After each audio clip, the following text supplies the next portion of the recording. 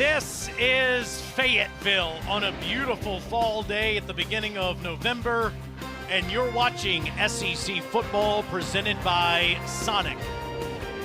The Mississippi State Bulldogs are here to see the Hogs as the Razorbacks welcome them to Reynolds Razorback Stadium. A rivalry that's been played every year since 1992 in the Southeastern Conference. He's the national championship winning coach Gene Chizik.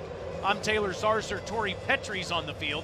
You'll see Alyssa Lang tonight, and my guy Matt Stinchcomb will be back next week. But we had to bring you off the beaches of Destin. I love it. To give some words of wisdom to these two teams, Coach, right now, who have faced a lot of heartbreak in recent weeks. What do you say to Mississippi State after the way they lost to Texas last week? Well, there's definitely been some disappointments, but there's been a lot of encouraging things as well. Look, they're probably a handful of plays away from being 7-1, so you have to build on those things. You can't look back at last week and say, what if? That game can't beat you this week. They've done some really good things. They're bought in, Taylor. Yep. When you watch them on film, they're playing hard. They're still getting after it. They got to learn to finish. If they learn how to finish, then they're going to be okay today. Well, and to your point, the first three quarters, I mean, they looked like a top-level SEC team with the way that they were beating Texas. Had a 17-point lead with over 12 minutes to go in the fourth quarter. Cowbells clanging in Stark Vegas, but Arch Manning throws the touchdown ball there. Ryan Niblett takes the punt back to the house. Then you go to overtime, and Texas gets a foot down, at least according to the replay officials, and they win the game against Mississippi State. Now Arkansas is going through their own heartbreak. They've had a chance in each of these games the last few weeks with interim head coach Bobby Petrino, a man you know well. Well, there's no offensive problems on this football team, right? All the problems they've had have been defensively. They've got to come up with stops, and they got to come up with stops at critical times in the game, right? How do you win games in the fourth quarter? When there's chaos everywhere, you have to execute at a high level, Taylor, and that's what they're going to have to do defensively. Let's take a look at this week's secret recipe brought to you by Bush's Grill and Beans. It all begins with Taylon Green, the quarterback for Arkansas. Yeah, this guy is a freak, right? He reminds me a lot of Vince Young back on our 2005 national championship team. 6'6", 235 pounds.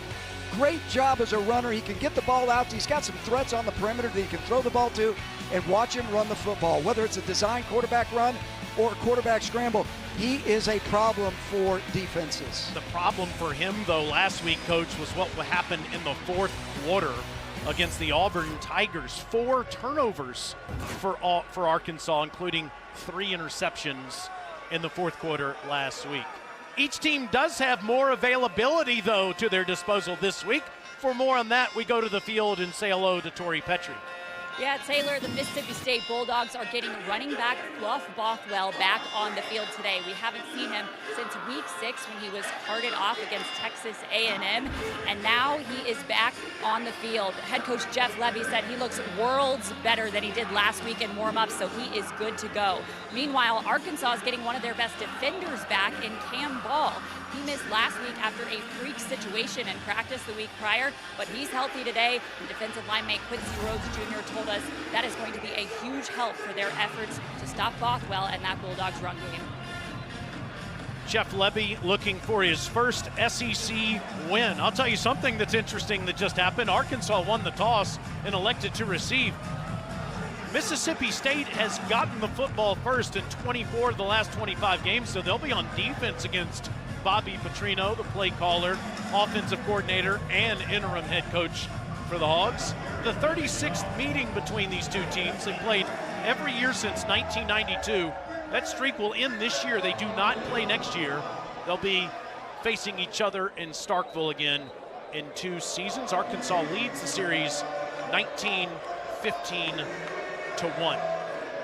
Both kickers wear number 80, including Kyle Ferry, you just saw kicking off for Mississippi State. Rodney Hill is deep for the Hogs, and he'll field it at the 2. And he's out past the 30-yard line. Coach Chizik, last year Taylon Green went off against these Mississippi State Bulldogs in Stark Vegas. Yeah, he went off, and this was kind of the breakout game, right? the game where they said, where did this guy come from? Running the ball, throwing the ball, just an athletic, all-around great performance for a quarterback. That kind of got him on the radar for everybody in 2024. 5 touchdown passes and ran one in for a score as well, so 6 in total. And he's in the pistol set on the first play here from his own 31-yard line. And Green keeps it and throws against his body a good first down ball into the Mississippi State secondary. His favorite target this year, Omega Blake, for 14 yards. Yeah, that's a great way to start the football game. You start out with a boot.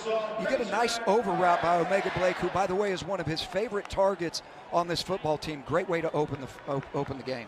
49 catches for the former South Carolina Gamecock by way of Charlotte. A toss goes to Mike Washington, who gets the corner.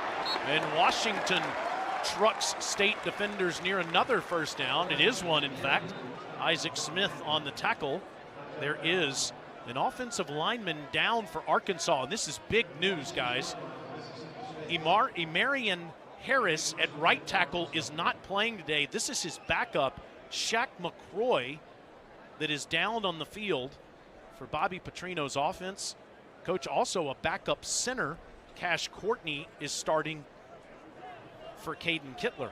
Yeah, this is concerning for Arkansas. They went into the game very thin at the offensive line position. Not only just they're thin on their roster, but injuries have created issues. They have a freshman starting at center, which, again, that can be an issue with all of the communication things that the center has to do. People don't realize his involvement in the run game and the pass game, and now you have another offensive lineman down. That means that they're going to have to play some musical chairs in here and figure out who's going to go where on this offensive line.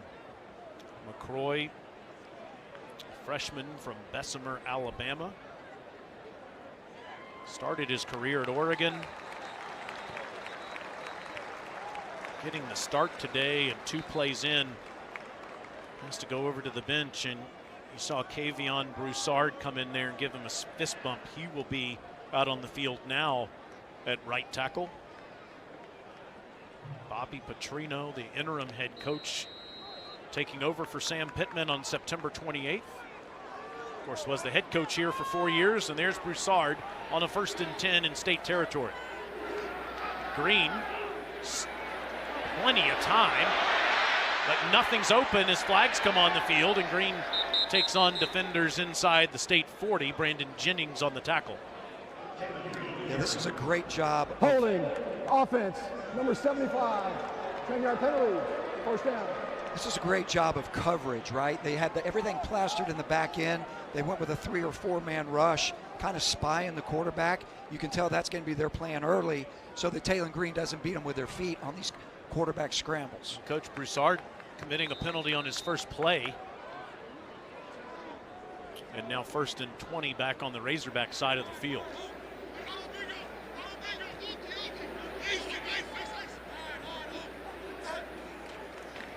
And it's Washington back into Mississippi State territory.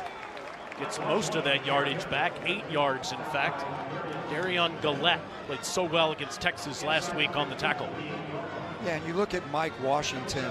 Go back to the Texas A&M game where every time he touched the ball, he rushed for over 9 yards a carry. He's a 230-pound running back. The NFL guys really like him. He's going to be a hand today, and Mississippi State's going to have a plan to stop him. Was at New Mexico State last year, tests carry here and stays on his feet down near the 42. And it'll be 3rd down for the Razorbacks, who are one of the best in college football on this down. 54% of the time, Bobby Petrino's teams convert. Loves to find his big tight end, Rohan Jones, usually on these plays. This will be a 3rd and 8. Interim offensive coordinator Colby Smith also there as Jeff Lebby waits to get the football.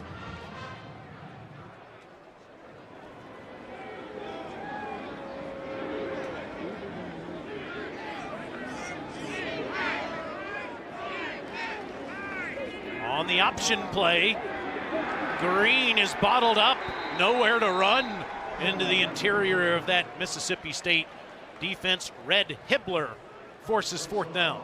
Yeah, he checked it at the line of scrimmage. Not sure what they had called pass game-wise, but they thought they could get the option. They saw that there was an overhang at the end of the line of scrimmage, and they went to check the option.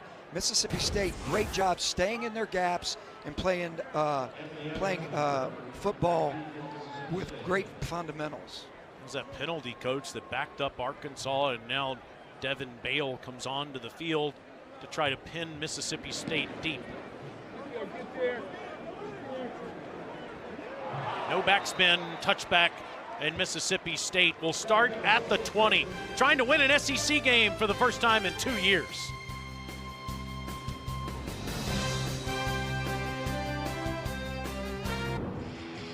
It's a beautiful day here at the beginning of November on the Hill in Fayetteville, Arkansas.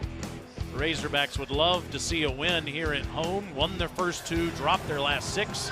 Mississippi State won their first 4. Jeff Lebby's team have lost their last 4 games this season as Blake Shapen and the offense start at their own 20-yard line. Shapen's thrown for over 300 yards the last 2 weeks. He goes to Devon Booth on the first play, and Booth will only get a yard as he's tackled by Cameron Ball, as Tori told you. Ball back in the lineup. Shapen is playing his best football, Coach Chizik. Yeah, there's no question. Going back to last week, he threw for 381 yards and 4 touchdowns against Texas. He was on fire, and his accuracy was incredible last week. 2nd and 9, takes a deep shot into double coverage, and Anthony Evans was covered up by 2 defenders, Julian Neal and the Auburn transfer, Caleb Wooten. Julian Neal is a 6'2" corner, and you got to love the way that he plays the ball in the air. He's one of the leading defenders as far as passes broken up. He's got a couple of picks on the year, but that was a great play by him with the ball in the air. Wooten, one of about 20 people that hugged Gene Chizik on the field before the game today. I paid him for that. 3rd and 9 for Shapen. Blake takes another deep shot, throws down there, and Thompson can't make the catch, but here comes the flag. It was underthrown, and Jordan Young collided with Thompson. Pass interference. Defense, number 4. 15-yard penalty from the previous spot. Automatic. First down.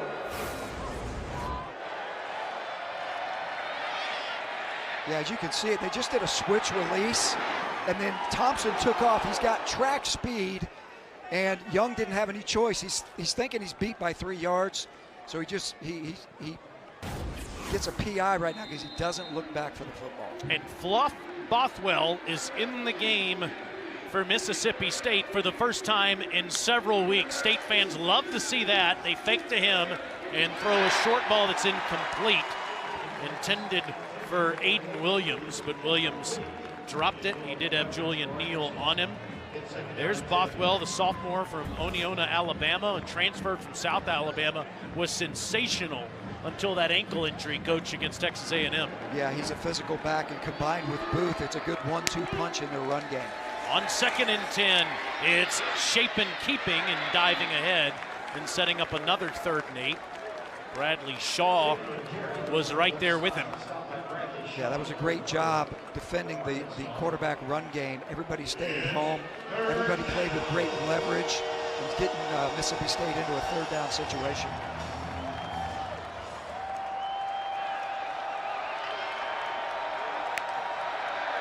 Shapen facing pressure, throws. Thompson tries to make the grab. They're giving him that ball at the 47-yard line. Let's see if, in fact, the speedster Thompson caught it. I don't know.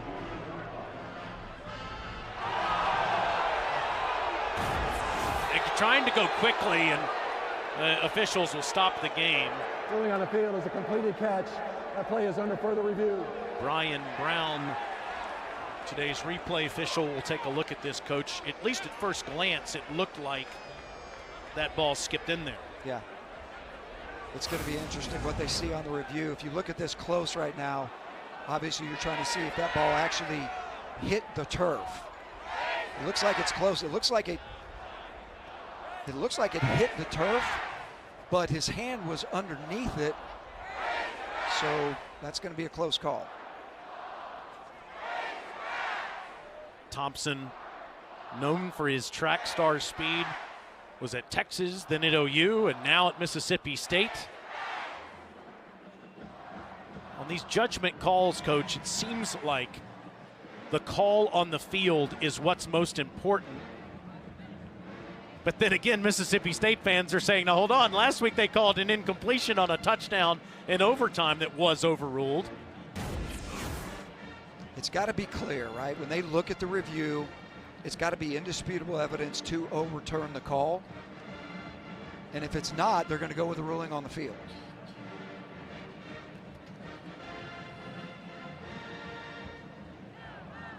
After further review, the ruling on the field is upheld. First down. Yeah, he got that hand in between the turf and the ball. That's what saved it, right? Thompson did a great job of literally just laying his glove right under the ball to protect it from actually hitting the turf. That was a great effort by Brennan Thompson. 2 3rd and 8s that were converted on this first possession by Mississippi State. And Chapin in the offense out near midfield. Blake still with the football. Not much as he tries to get around the corner, and Wooden pushing him out.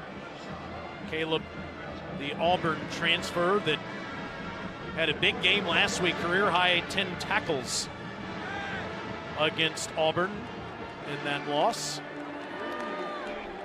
Line of scrimmage ball that's caught over there, but not much doing for Aiden Williams. And again, Arkansas has won first and second down, Coach.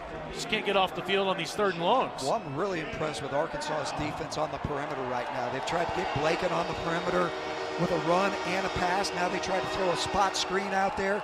They're really, really being disciplined on the perimeter as far as the defense goes and making plays in space.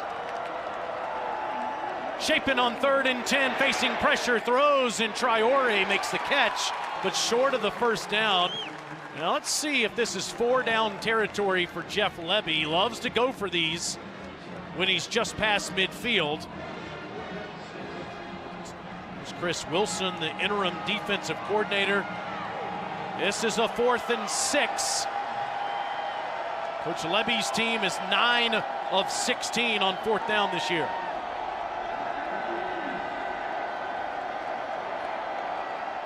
Arkansas decided to punt from this area. State's going for it. Chapin, the safety valve, first down to Bothwell. Green grass in front of him and inside the 20. And pushes his way to a 1st and goal. Chapin was under pressure and Bothwell leaked out as the check down to the left side.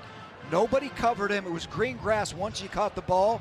That was a great job by Blake Chapin, keeping his eyes down the field, not watching the rush, and being able to dump the ball off to Bothwell.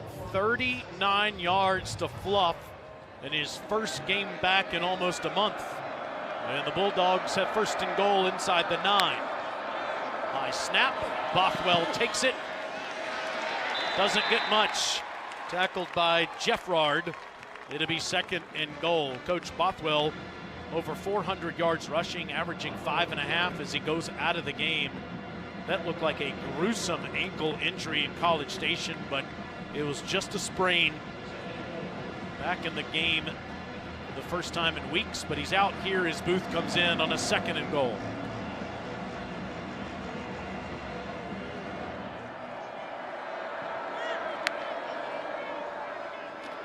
Chapin rolling, throwing, incomplete. Thompson had it in his hands.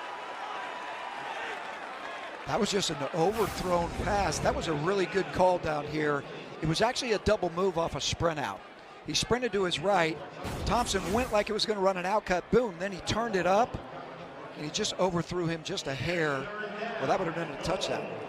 Danny saw Ely applying a little pressure for the Razorbacks.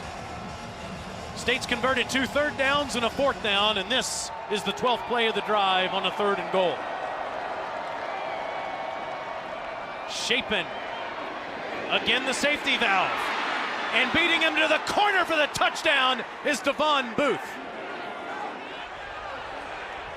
Stephen Dix Jr. had a chance at him, but Booth simply outran him and State strikes first. That's 2 tailbacks in a row with explosive plays.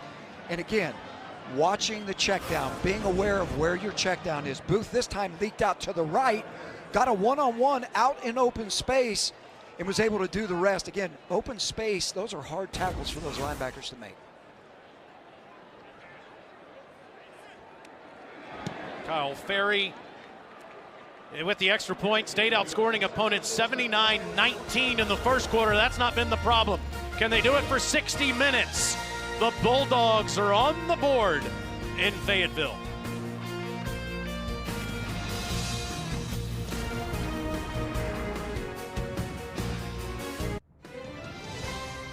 SEC football is presented by Sonic. Buy one Sonic Smasher and get a free large drink when you order in the Sonic app. And in part by T-Mobile 5G home internet. You're looking at the last 2 wins in the Southeastern Conference for each of these schools, and they came against each other. That slobber knocker 2 years ago here that Mississippi State won 7-3. Arkansas winning in Starkville last year. Blake Shapen found 5 different targets on that 12-play drive as the Bulldogs strike first. And the Razorbacks will get it at the 25-yard line. Let's go down to Torrey. Well, guys, right tackle Shaq McCroy came out of the injury tent a bit ago with a brace on his left knee. He took some practice blocking reps, and ultimately he looked up at the trainers and said no. He went over to his offensive line teammates, told them he was not okay to go back into this one, and then headed to the locker room. Big loss for Arkansas, Torrey. Marion Harris unable to play today, and now they're at their 3rd string tackle. Green swings it out there to C.J. Brown, and Brown will get a couple of yards. Coach Chizik, Arkansas able to move the ball in that first drive, but it was that penalty that really stunted their ability to do anything. Yeah, and I like the way they started the football game. They started out with some misdirection boots, tried to get the ball in the perimeter, did the same thing on first down right there. On 2nd and 6, Green in an empty backfield. Plenty of time. Look at this. And now the athlete in him runs for the first down. He can simply do it all. That's a pickup of 12. You know, that's a prime example of, yes, we had a spy guy for him, but he's so athletic, he can outrun your spy guy. And that's what happened. They went with a 3-man rush with the spy, and he simply outran the spy. It's good protecting the football in SEC play until the 4th quarter last week when he threw those 3 interceptions. Plenty of time again and dumps it off out in the backfield, and it's Jaden Platt who makes a catch for about a yard there on the play. He was covered up there by Nick Mitchell. It'll be 2nd and 9.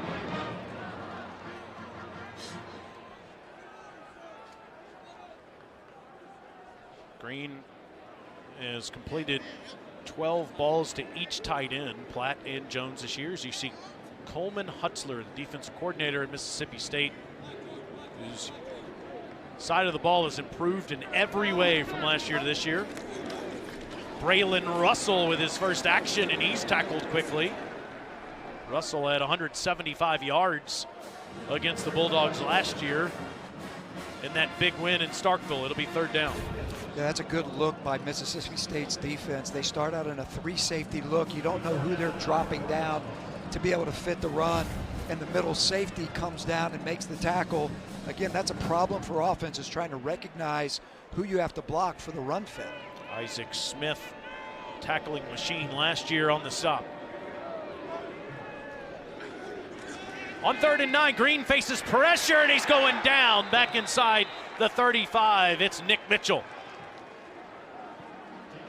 That was a great job. Great call by Coach Hutz. This is where they make their hay on defense. Really 5- and 6-man pressures. He does a great job with it. There's an illusion that there's 6 men, but they really only bring 4, and they spy a guy. So this brings pressure, and it can create confusion for the offensive line, especially with new guys in there trying to identify who the blitzers and who the blitzers are not going to be. Bale into punt for the 2nd time. Evans is a dangerous return man for Georgia last year. takes a good Arkansas bounce, and Mississippi State will begin their second drive inside their 15 after a 56-yard punt.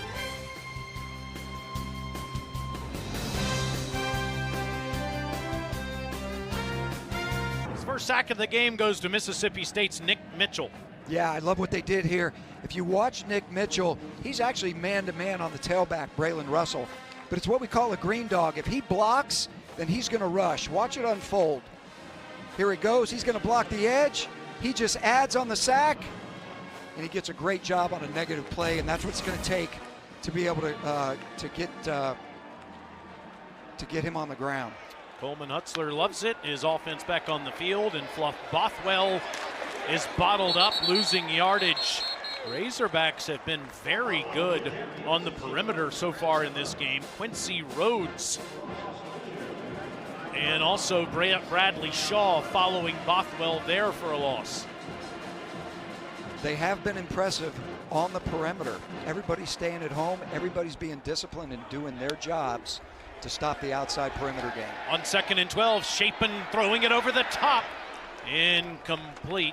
Trying to force it down there to the tight end Traore, but just a bit overthrown as Larry Worth III was in coverage.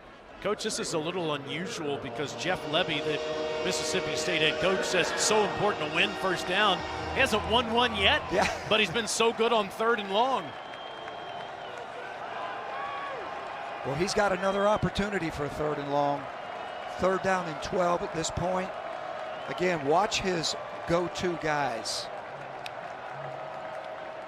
Chapin on 3rd and 12, throws into traffic. It's incomplete. He was looking for Evans, but Evans was covered up on the play. And it's 4th down, a quick 3 and out for Mississippi State. Yeah, he's going to Anthony Evans. Again, 3rd down, that's one of his big 3rd down targets. He's a guy that can catch the ball and do something with the ball after the catch. But that was a great job of defending by Arkansas to get the punt. It was Jordan Young who did it, and now it's Ethan Pulliam, who would have a school record in punting average, 47.8. He's got to back up a bit. Before the snap, ball start. Offense, number 22. 5-yard penalty, 4. Pulliam had that big 58-yard punt last week, Coach, but maybe outkicked his coverage as Ryan Niblett for Texas took it 79 yards for a game-tying 4th quarter touchdown. Well, it's okay to kick it long as you have the right hang time and get you guys an opportunity to get down there and cover. Pulliam with a beautiful kick here deep in his own end zone, and fair catch called for by Cam Shanks. Back at the 44-yard line, that's a 52-yard punt. Let's take a look at For the Win, brought to you by Sanderson Farms. Look how much better, Coach Chizik, Coleman Hutzler's defense has been from last year to this year. Yeah, and you could tell Coach Hutz was very confident yesterday in the meetings about the library that he's built where they can just pull things. They're not reinventing things week by week. You can tell that all of the reps have carried over because they haven't changed anything from game 1 to now. He has this interesting statistic that he keeps track of that we'll tell you about. Green on the first down, keeps the ball. And he's tracked down near the sideline by Jaron Manning. Manning played so well for Coach Hutzler last week. Coach Hutzler wants to get 6. 3 and outs, 4th down stops, and turnovers combined. He wants 6 of those combined in the game, Coach. He thinks that's the recipe for victory. Well, he got that from Navy is what he was talking about, and that would make total sense. Those are the 3 kind of pillars of defense that you measure every week, and winning 6 of those certainly would go a long way in winning a game. He's not getting a lot of pressure on Taylon Green, but good coverage down the field, and Travion Williams able to get him on the ground. It's 3rd down. Mississippi State doing a really nice job of plastering routes down the field. You can tell that they've worked on these quarterback scrambles. When the ball doesn't come out on rhythm, they've got to lock the receivers and then make the quarterback do something with the ball, or you get your guys there and you get a sack. So that's the second one of the day. Good job by Mississippi State in coverage. And the reason why you're not seeing a lot of pressure is because of those numbers you just saw on the screen. And on 3rd and 8, here's some pressure. And Green gets out of there and makes them pay. First down, Arkansas, inside the 40. Well, this is what we talked about yesterday with Coach Hutz, right? How many guys do you bring and how many backs are to the ball? That was a 6-man pressure. It didn't get there. He escaped one guy, and now you're looking at a first down on the other side of the 50. Green is one of the best runners at the quarterback spot in all of college football. 5th most rushing yards, over 600 on the season, 16 on that last play. And now we'll hand to Washington. And Mike takes on Bulldogs inside the 30. Great first down run for Bobby Petrino's team of 8, almost 9 yards. Yeah, and I think this is a great example of being patient with the run game. In his heart, Bobby Petrino wants to run the football. That was a truck play right now where they're going to pull 2 linemen on the perimeter and let Mike Washington do the rest on his own. But they got to be patient and stick with the run game. And it doesn't have to be the quarterback run game. They've got really, really effective tailbacks for Arkansas. You worked on the same staff with Coach Petrino at Auburn. Of course, he was the head coach here, also at Louisville, twice, the Falcons, Western Kentucky, and Missouri State. Washington moves laterally, and he appears to be short as Jamil Burrows able to get in there and get the initial hit. It'll be 3rd and short. This is where you'll see Bobby Petrino bring in big people, right? He usually likes to bring in tight ends, and a lot of them, right? Tight ends, fullbacks, and this is bully ball. Now, you're sitting in a situation where you're 3rd and 1.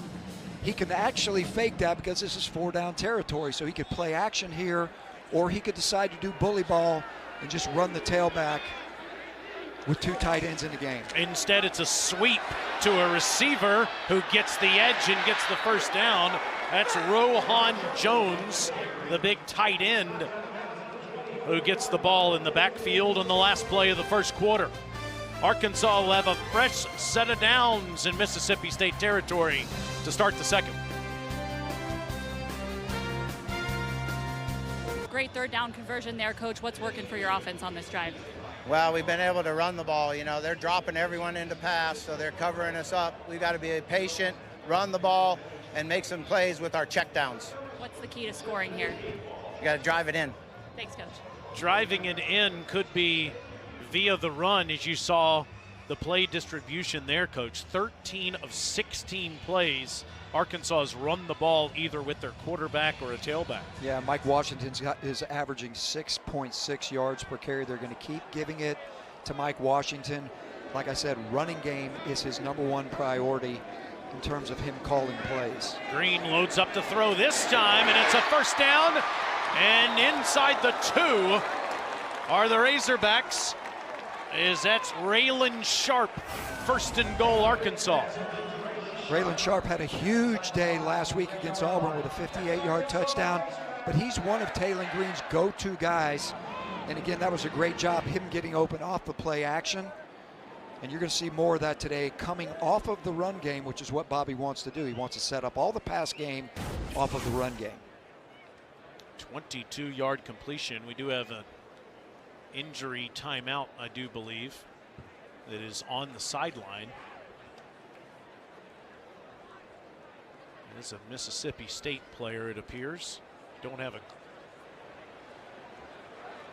Jerron Manning was outstanding against Texas last week.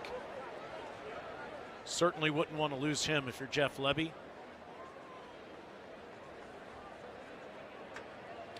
Jerron Manning is the great eraser.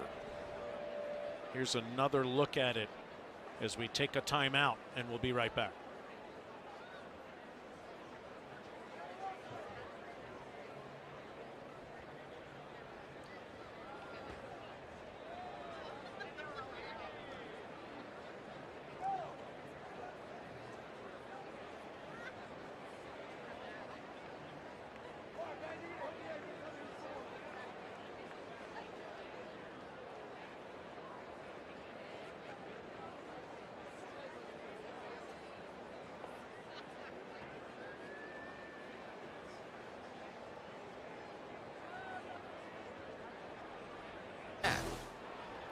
Jerron Manning goes to the locker room. First and goal, snap issues there.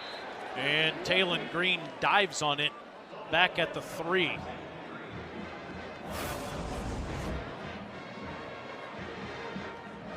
Just colliding, Coach, with Mike Washington there. Yeah, just a bad exchange. The ball was a little bit high on the snap. And then Washington literally hit Washington at the top of the numbers. You want to put it right there where the bottom of his numbers are. Just a bad exchange. Again, Manning off of the field for Mississippi State on defense.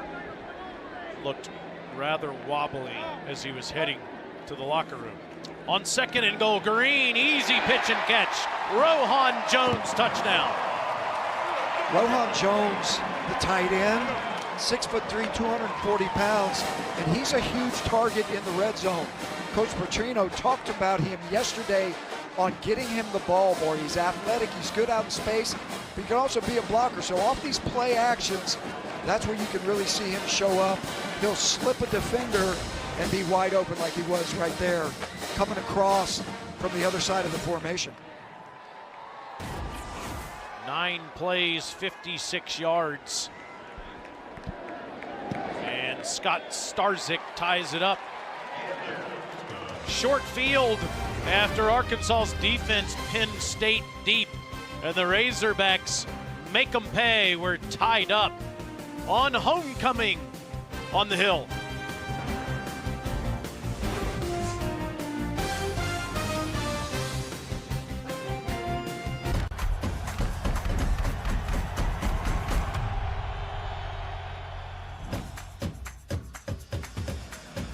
I don't know about you, Coach. I have no idea who's playing in that game in Atlanta in the SEC championship game. There's so many options in the Southeastern Conference. How about Texas beating Vandy earlier today? Yeah, I wasn't sure that I saw that one coming quite like it happened. Nothing surprises me though, TZ. I mean, this league is wide open from week to week. Who knows?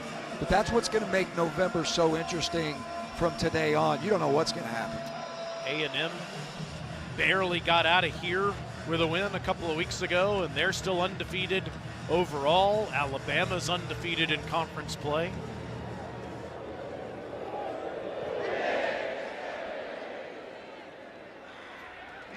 Bulldogs won it at the 25, but Booth, because he's struggled catching the ball, takes it out, calling for that fair catch, and now he just barely gets past the 10.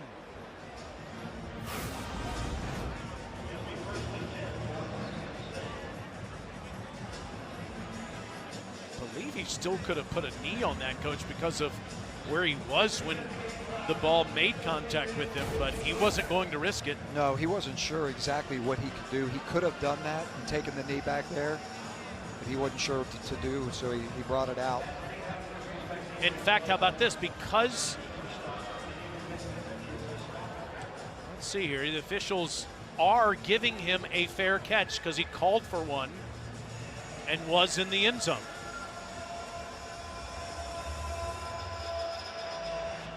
Since he called for the fair catch and eventually was able to control the ball, they get it at the 25-yard line.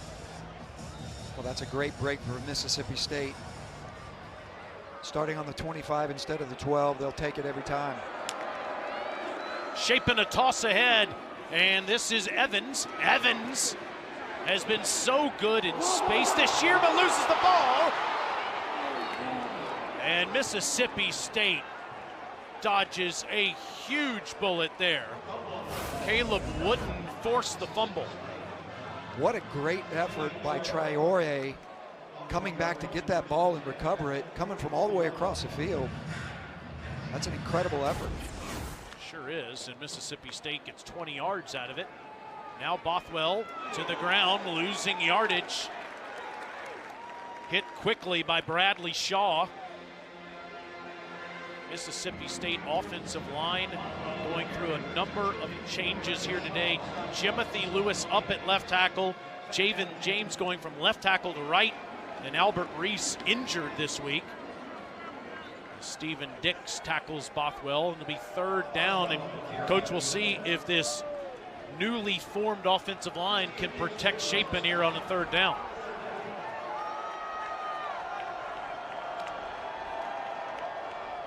Shapen throws over the top. And it is incomplete. Evans had a hand on it, but Jordan Young with good coverage, and it's 4th down. Well, that was great coverage by Jordan Young, but Evans put that one hand up, and you thought for a second he was going to come down with the football. But again, that was a great job of pass defense. Number 4 never looked back for the ball. He kept concentrating and fighting till he got the ball out at the end of the play and kept working for it. That was a great job. This time it'll be Nathan Tice, the Australian rugby-style kicker that comes on to punt. Cam Shanks is back deep. And it's a touchback as the Razorbacks will get it at the 20-yard line. After we're done, it's Auburn hosting Kentucky for our nightcap on SEC Network and the all-new ESPN app. Auburn won their first 3, dropped their next 4, Coach, until before they won here last week to even their record. Yeah, that was a huge win for Auburn here. It didn't look good for 3 quarters, but you talk about the ability to finish. It's one of the few times this year that they did finish and came out of this with a victory, and that was huge for Hugh Freeze and the Auburn Tigers. Taylen Green and the Razorbacks back on offense. And it's Washington not getting much there, maybe 2 yards up to the 22. Mississippi State with just 6 yards rushing so far in the game, Coach. Arkansas has 60. Yeah, and you're going to keep seeing Bobby Petrino go to the run. That's what this team is built on. He understands that they're maximizing coverage back there, dropping 7 and 8 guys. So that's when they're a little bit light on the box. You're going to see him continue to run it, take their shots down the field. Green throws, and it's a good one to Sharp. First down for Raylan. Out past the 35. When Raylan Sharp is in that, what we call the 2 spot, right inside the wideout, those sit-down routes, those 6 and 7 yard routes, they just get him the ball and let him turn it up the field and try to get yak yards after the catch. Great job by Raylan. 13 yards. Sharp started his career for Bobby Petrino at Missouri State.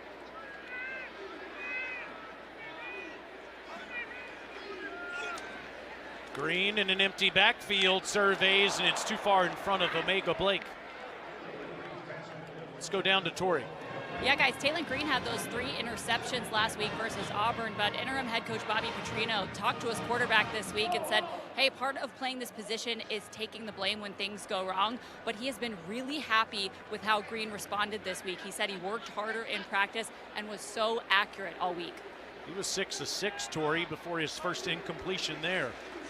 This is Washington, and Mike will dive ahead for a couple. Will be 3rd and long here for Arkansas. Nick Mitchell on the tackle. Nick Mitchell's a guy that's all over the field. He loves football. He's got instincts. He's got vision. You're going to see him show up a bunch today. This is his 17th straight start, and he's one of the leaders in this defense. Born to play Mike linebacker, had to play out of position last year.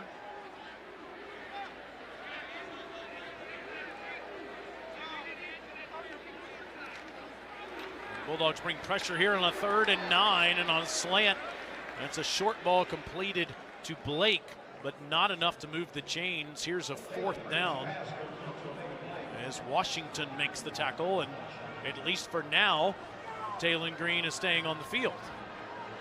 Well, Bobby Petrino says, look, what do we have to lose, right? Let's go ahead and go for this. We're at midfield. He goes with 4 wideouts in the game. What they're going to have to do is be able to protect this 6-man walk-up if they bring all the pressure. Are they trying to draw them off or really going? Really going. 4th and 4, first down. Washington straight ahead, Smith on the tackle, but first down, Razorbacks. Well, they caught him where they were getting ready to drop some defenders out of there. It was actually a really good call, a gutsy call. But again, Mike Washington is the go-to guy in the ground game.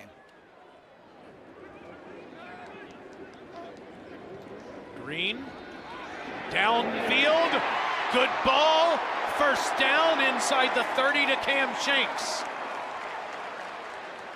That was a great throw, hitting the seam ball to Shanks right down the hash. You can see him, he's going to go right outside the defender.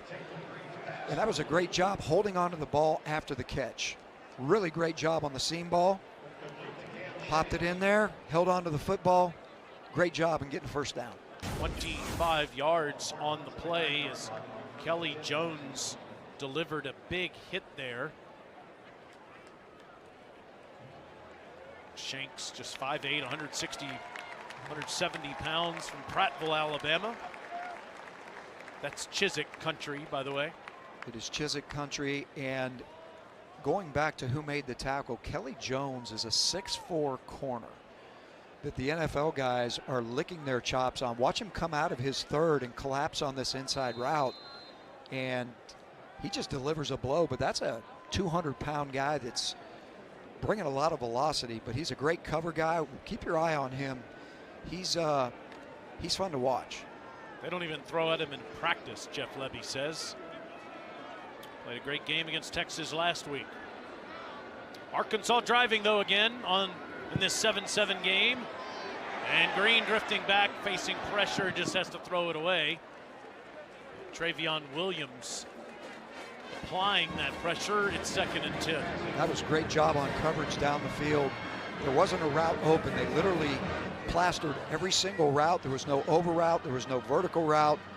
And Taylon Green just had to throw it out of bounds. That was a good decision by him, and instead of trying to force the ball somewhere where there wasn't a chance for it to get in. Green leads the nation in total offense. He averages 6.7 yards a carry.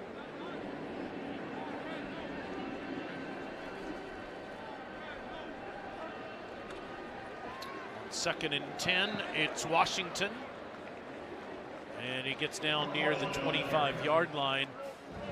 It can't be just Green, though, Coach. As you were saying earlier, someone else like a Mike Washington has to step up if Arkansas is going to win in the SEC. Yeah, and what Mississippi State's doing right now is they're doing a great job on the perimeter, making sure that when they run zone reads that they're giving Taylon the read to give the ball and not keep it.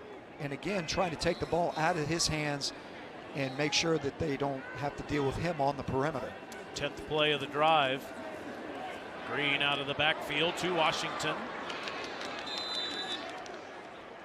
He is down just inside the 25 as Kelly Jones, that big corner, making the tackle. It'll be a field goal attempt now for the Razorbacks to grab the lead. And the freshman from outside of Houston, Scott Starzik, comes on.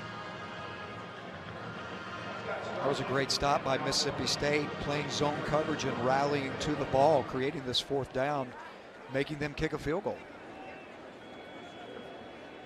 42-yard attempt from the young man from the Woodlands, Texas. And he squeezes it through there. He's made 8 in a row, and he gives the Razorbacks their first lead of the game. Arkansas trying to win on the hill in the SEC.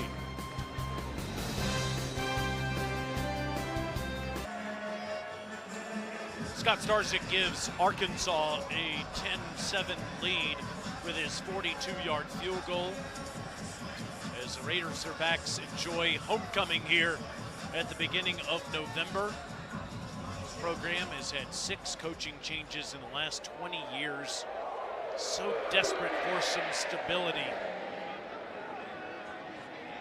Mississippi State has found the right man as their head coach, Jeff Lebby. In his 2nd year as the head coach of the Bulldogs, they were 2-10 last year.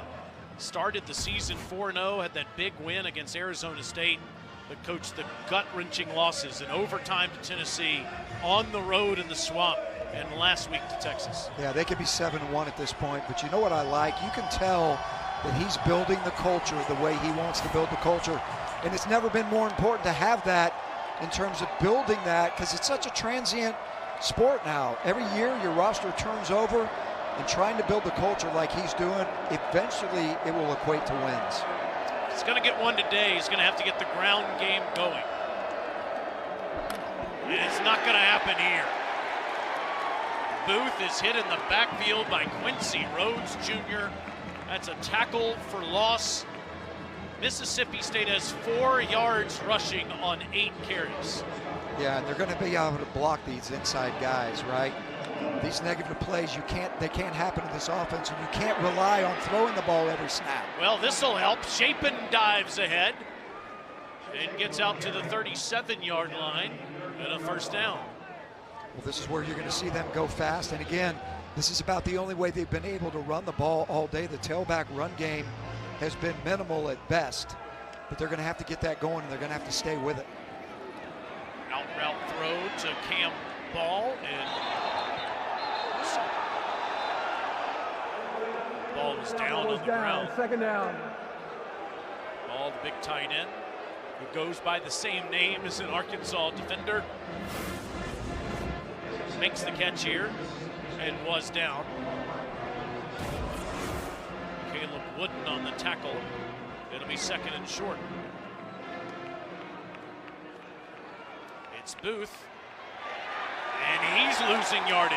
Charlie Collins on the tackle for loss. That's 2 times they've run the tailback in this series and ended up with a TFL. Again, remember, there's a bunch of people on that offensive line that have not played the positions they're playing in today. That's the 5th Arkansas TFL for the day. And again, they're going to have to figure it out, but tempo will help them try to get something going in the run game. On 3rd and 5, Shapen throws downfield, first down in Razorbacks territory. It's Brennan Thompson. Boy, this is what Blake Shapen does, right? He keeps his eyes down the field. He doesn't watch the rush. He's not worried about pressure. He has great pocket presence. That was a great strike for a huge 3rd down conversion. Of 21 yards. Bothwell helps with protection, and he overthrows the end zone, but a flag comes in.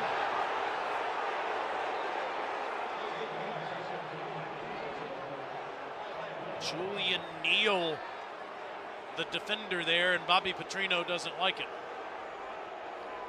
Well, he's saying that the ball was uncatchable. There is no foul on the play. The ball was uncatchable. Second down. You said it, Coach. And Jeff Heiser, the referee, agrees. Yeah, that was just an overthrow. And again, the ball was uncatchable, even though there was contact made. It's going to put him back into a 2nd and 10.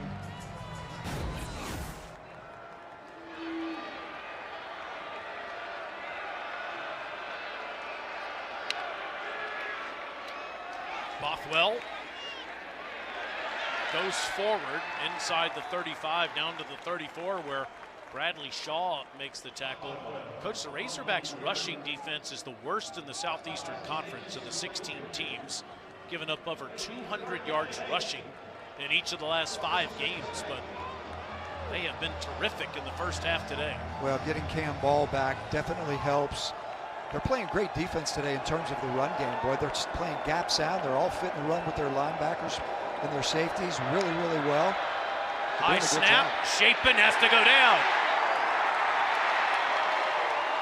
Cam Ball will get credit for it. Cannon Boone's snap was a little too high for Blake Shapen. Well, we just talked about the presence of Cam Ball against the run, right? Just having an older guy back, guys that the young guys look up to. That was a great job by Cam Ball getting the pressure and getting credit for the sack. Cam Shanks, who was banged up on the last drive, is back. And it's Tice trying to pin the Razorbacks deep. And he's done it. The Aussie puts it down at the 3-yard line. 26-year-old true freshman from Australia, one of the oldest players in college football. Comes in to be the directional punter for Mississippi State off the bench and does his job. Well, the way I say it, TZ, always, is that nobody really talks much about the punter till you either don't have one or you got a great one. Either way, and then they become the talk of the town. What a great job winning the field position battle with that punt. Taylon Green with Braylon Russell behind him in the end zone. Russell Positive run on first down out to the 8. Kelly Jones tackles him. Outside of 3 minutes left in the first half, the Razorbacks with the lead. Mississippi State will get the ball to start the second half. Bobby Petrino right now is thinking, I just got to get one first down. Clock is running. There's 3:33 left. Just give me one first down. Get me off the back of the end zone here. Whether I run it, could be a play action or a boot right here, but just get the ball off the goal line.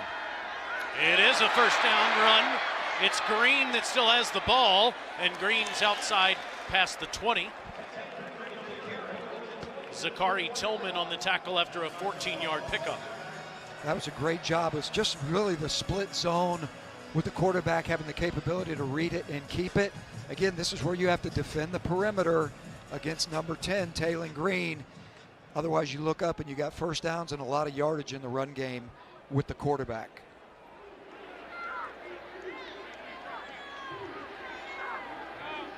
Both teams with all 3 of their timeouts. And Green all day to throw. And a good ball across the middle to Platt. Big tight end from Hazlet, Texas. He started his career at Texas A&M with a 15-yard grab. Bobby Petrino loves hitting those tight ends. He loves them in the pass game. He loves to use them in the run game.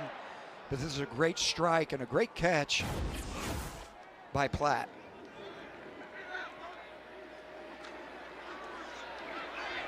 Green, short ball that is caught by Platt up past the 40 to the 43. That'll send us to the 2-minute timeout.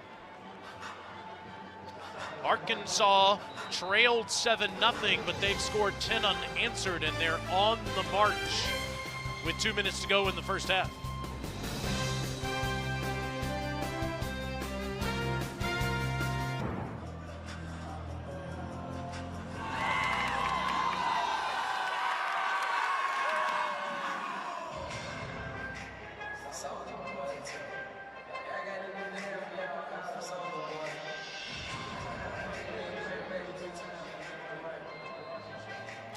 Dari here, your man Mr. Chiswick left the beach to come watch Arkansas lead Mississippi State 10-7.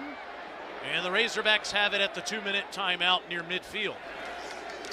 Taylon Green's facing pressure on the backside and gets it out near a first down, just short to Raylan Sharp. Wouldn't want to be anywhere else but with you right now, TZ, number 1 and number 2. Great job on the mesh route. Great decision making and really put the ball only place he could put it as the receiver was running the mesh underneath. Hunter Washington preventing the first down there with the tackle, and now 3rd and 1. And Washington, no, Green kept it, and he appears like he's about a foot short. Zachary Tillman comes in to make the tackle, one of those zone read plays where you have the option coach to give it to the back. And Green keeping it, and now it's 4th down, and Arkansas offense still on the field. Yeah, they brought in their 2 tight ends. So again, you're going to see possibly quarterback sneak here. Looks like it's probably going to be quarterback sneak. It is. And it's close. Looks like he got it.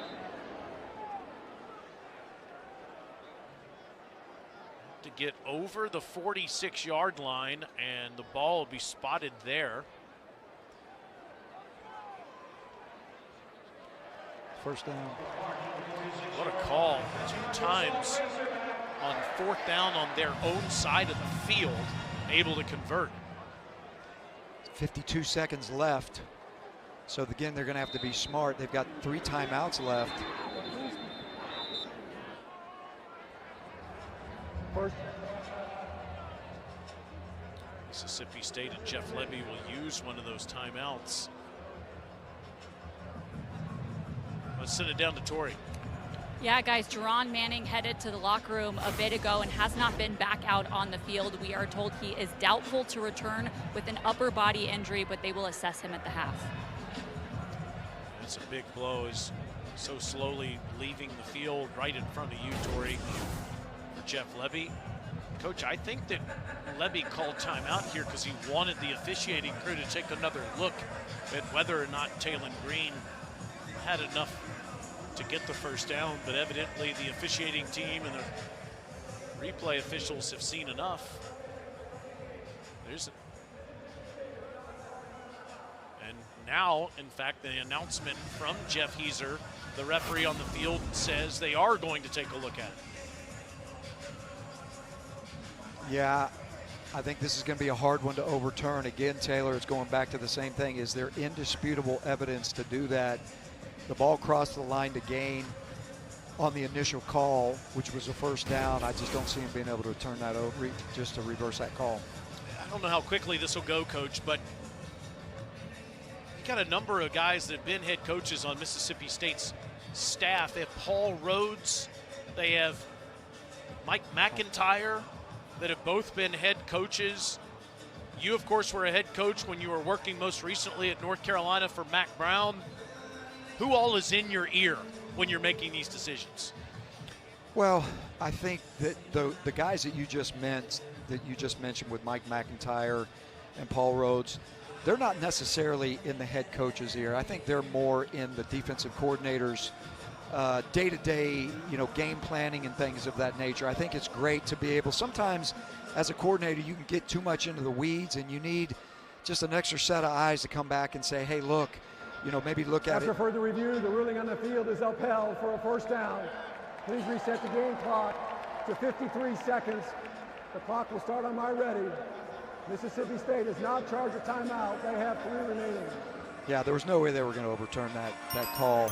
Just there's not enough evidence to do that. But back to your point, it really helps to have some senior wisdom on that staff, as long as they're there to really help the young guys. And I think that's what Jeff's done. He's a young head coach himself. And on Sundays, he probably goes to those guys and says, hey, if you were me, let's go ahead and look at some of the decisions I made and help me out. Just waiting for the whistle here, and both teams still have all 3 of their timeouts. Plenty of time for Green again, and he throws it underneath. And out of bounds goes Washington, down near the Mississippi State 40. Gillette pushed him out. Again, that was a great job locating the check down. Everything down the field was covered, dumping it off. Great job by Washington getting out of bounds to preserve the time. And keep in mind, Arkansas still has 3 timeouts. There's plenty of time for them to go down and score. Green pressured and throws it away. Ray Bledsoe was near him, and why he threw that into the bench. Yeah, and I think that was a wise decision, right? You're in a position right now where you're putting yourself close to at least getting a field goal. Whatever you do right now, don't throw an interception and don't take a sack. That's what the coordinator should be saying to him before every snap. If you have any doubt, throw the ball away. 10th play of the drive. Green with flags down, near a first down.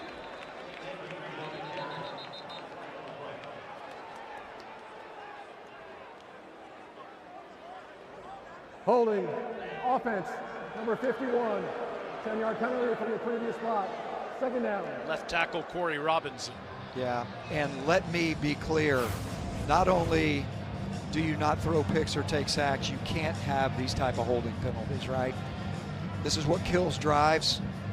If you look at the tackle right there, his left hand literally grabs the outside rusher, and you're going to get called for that every time when you see there's cloth being pulled at and jerked on.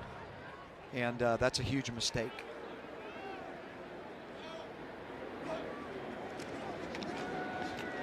Just 3 players pressure Green, and he dumps it off, incomplete. Clock stopped with 18 seconds to go. We talk about what gets you over the hump in these critical times, right? Well, this is the end of the half. They had a drive going. But when you look at teams that haven't found a way to win, that's what you see in critical moments. You see a penalty. It happened to Mississippi State last week at the end of the Texas game. 4 penalties in the 4th quarter. Those are the things that literally kill you. And now Arkansas had points pretty much on the board, and then they went backwards because of a penalty. Still get into field goal range. Instead, they get the first down inside the 20. Down near the 12 goes Raylan Sharp. Great job on the seam ball. Taylor Green being patient in the pocket, waiting for the route to come open as Sharp ran down the left hash, and he hit him right on the run. Great job, great throw, great catch. Puts himself in a position to put points on the board before the half. 38-yard completion to Sharp. You saw that there were only 5 seconds left on the clock.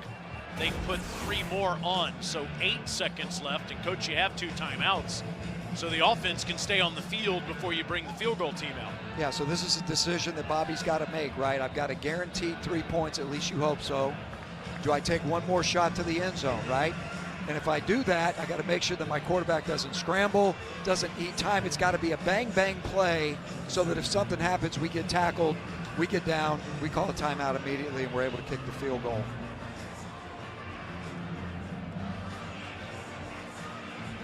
Trino with such a passion for play calling, been doing it throughout his entire career at the collegiate and professional level. Now they've gone from 5 seconds to 8 seconds to 10 seconds. Well, that's definitely time for one more play. And you'll see a shot to the end zone. It's the 12th play of the drive. Green facing pressure, throws, incomplete. Raylan Sharp was the target. Kelly Jones in coverage. No flags on the field and 4 seconds left in the half. Well, let me go back to this throw and who he threw it to. You're looking at a 5'9" wideout versus a 6'4" corner. That was a great job by Jones. 5 seconds.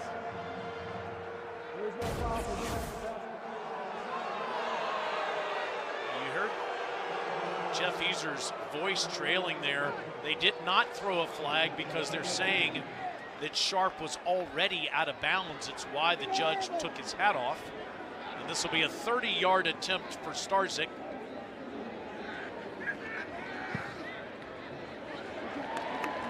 And Arkansas has a 13-7 lead.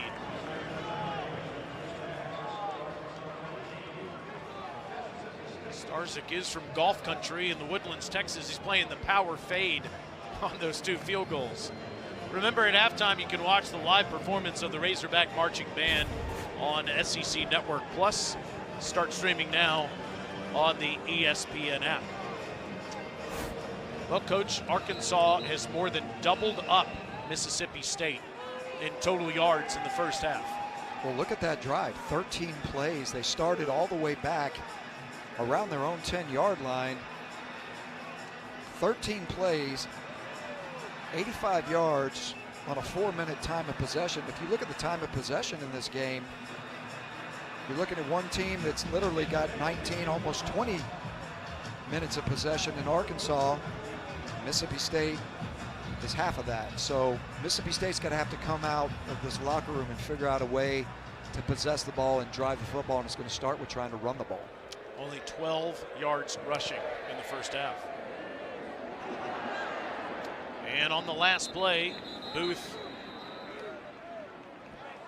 just allows the teams to go to the locker room. Mississippi State does get the ball first in the third quarter. And Tori's down there with Coach Levy. Thanks, Taylor. Coach, Arkansas able to get some points on the board right there before the half. What's your defense need to do to prevent that? Yeah, for us, we got them in a 3rd and 20. We got to be able to get off the field right there, make them go punt the football and save them from getting 3 points. But offensively, it's the negative plays in the run game. And that's what's kept the defense on the field. So we got to clean that up right now.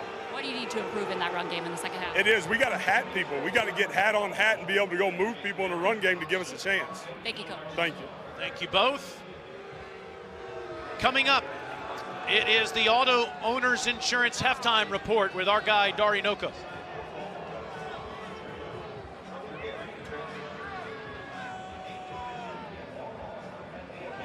Watching SEC football presented by Sonic.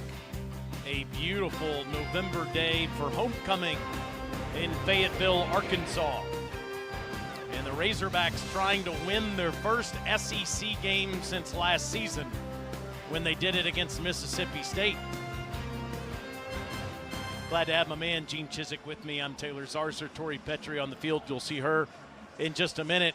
Coach, the Mississippi State Bulldogs cannot run the ball against this Arkansas defense today, and Taylon Green has looked good at quarterback for the Razorbacks. Yeah, 12 rushes for Mississippi State, 12 yards. If my math is right, that's 1 yard per carry. So they're going to have to find out and figure out at halftime how to run the football.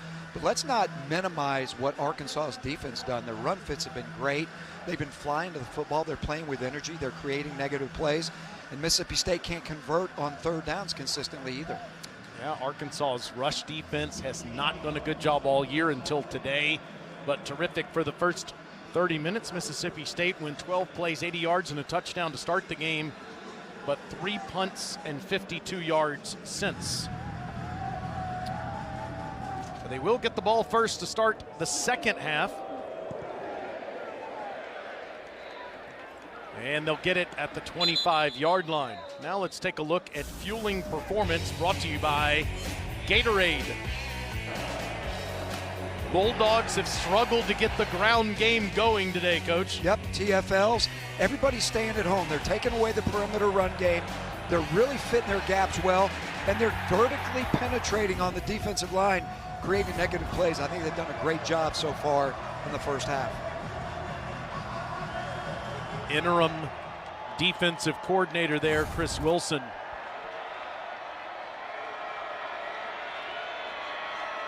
Fluff Bothwell playing for the first time in 3 weeks since he injured his ankle against Texas A&M, in there for protection, as Shapen miscommunication there with his receiver, Anthony Evans, and Shapen with flags near him, slow to get up. Personal foul, roughing the passer, defense, number 97, second act with body weight, 15-yard penalty, first down. The sack artist Quincy Rhodes here, Coach. Yeah, he is definitely a guy on this defensive line that can rush the passer, but again, they got to make great decisions in critical moments. This is what kills drives. This is what kills defenses when you have a great stop. It would have been 2nd and 10. Now all of a sudden you're 15 yards down the field, and it's 1st and 10 all over again. Out to the 40.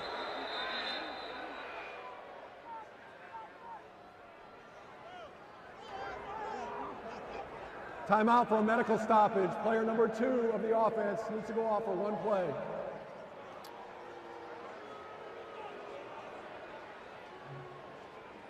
Blake Shapen took a big hit there from Rhodes. And the medical observer says you need to come out of the game. Let's take another look here. Coach, the personal foul called on Rhodes, evidently because he drove Shapen to the ground after he got rid of the football. So Shapen out, and Kamario Taylor, who we've seen quite a bit as a specialist at quarterback in short yardage situation, is in.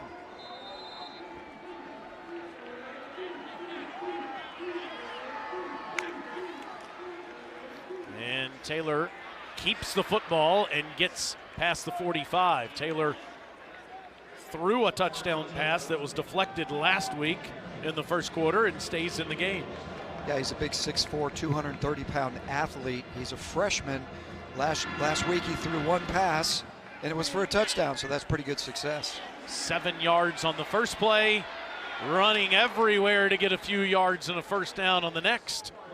And he's been the most effective runner so far for Mississippi State today. Well, those are designed quarterback runs. It's a smart way to get him involved in the game. You don't have any exchange issues with the tailback. He's kept the ball, and now we can get him more comfortable in the football game.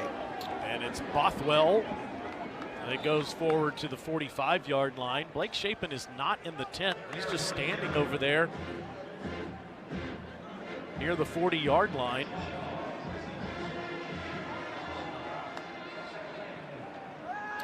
And Taylor will throw deep and has a man. It's caught. It's a touchdown for Anthony Evans. Shapen has to go out, and Kamario Taylor makes Arkansas pay. What a great way to start the football game. You start out with 2 successful runs, you get a first down, and then you take a shot. Great play calling, great execution. Look at the protection. And he steps up, he's not rattled, he throws a strike down the field. What a great way to start a football game. A 45-yard touchdown. Mississippi State has 15 plays over 40 yards this season. That leads all of college football. Well, you talk about discussions at halftime, right? What do we say we got to do? Well, we weren't anticipating our quarterback going out, but maybe they had some plays designed. Maybe they had some plays designed for Taylor later in the football game. Coach, it looked like Anthony Evans' right knee is down right as he goes to the goal line. Question is that ball on the white when that right knee hits?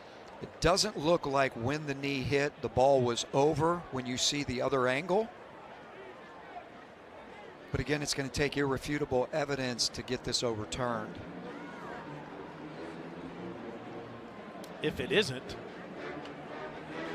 overturned rather, and Mississippi State has the ball at the 1, this is where Kamario Taylor always comes into the game.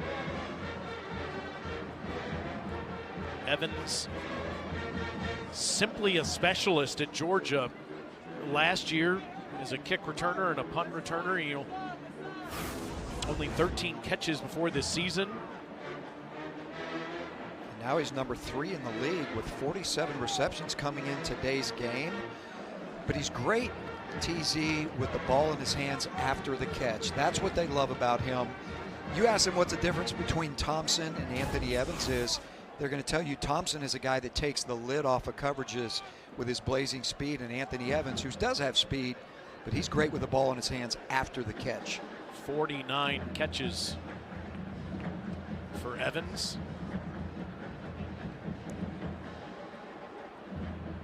Here's Kamario Taylor. After further review, the ruling on the field is upheld.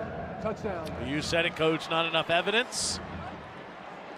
And it counts as a 45-yard touchdown for Anthony Evans, his 3rd of the season.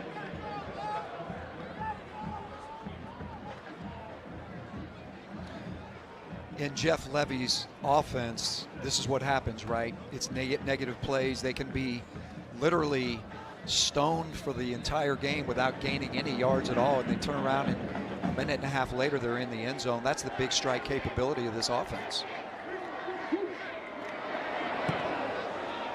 Kyle Ferry's extra point is no good. And it did look like Arkansas was offsides, and that's why. Ferry has made, yeah, they'll retry this. Ferry has made 60 consecutive extra points. Kashawn Davila. You think he jumped the gun a little bit just on that? Barely. Ferry took 7th all-time in scoring in Mississippi State history with his first extra point.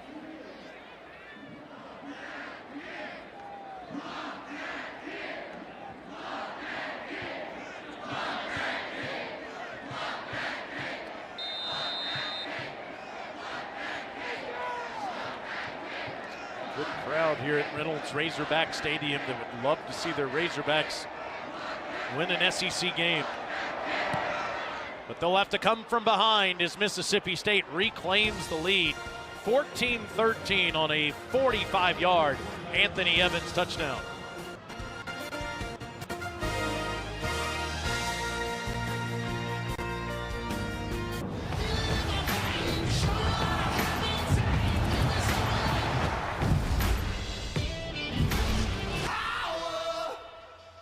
In this 12-team playoff era, Coach Chizik, that feels like a loser leave town match tonight with Oklahoma and Tennessee. Loser has 3 losses and most likely out of that college football playoff. Yeah, most likely it's a do-or-die situation for both teams. And again, you look at their schedules. Oklahoma's got a brutal schedule even if they get out of this game. But as we talked about, TZ, whoever ends up going to the championship, it's an enigma right now. I don't know. Let's check in with your friend and mine, Dari Nowkhah.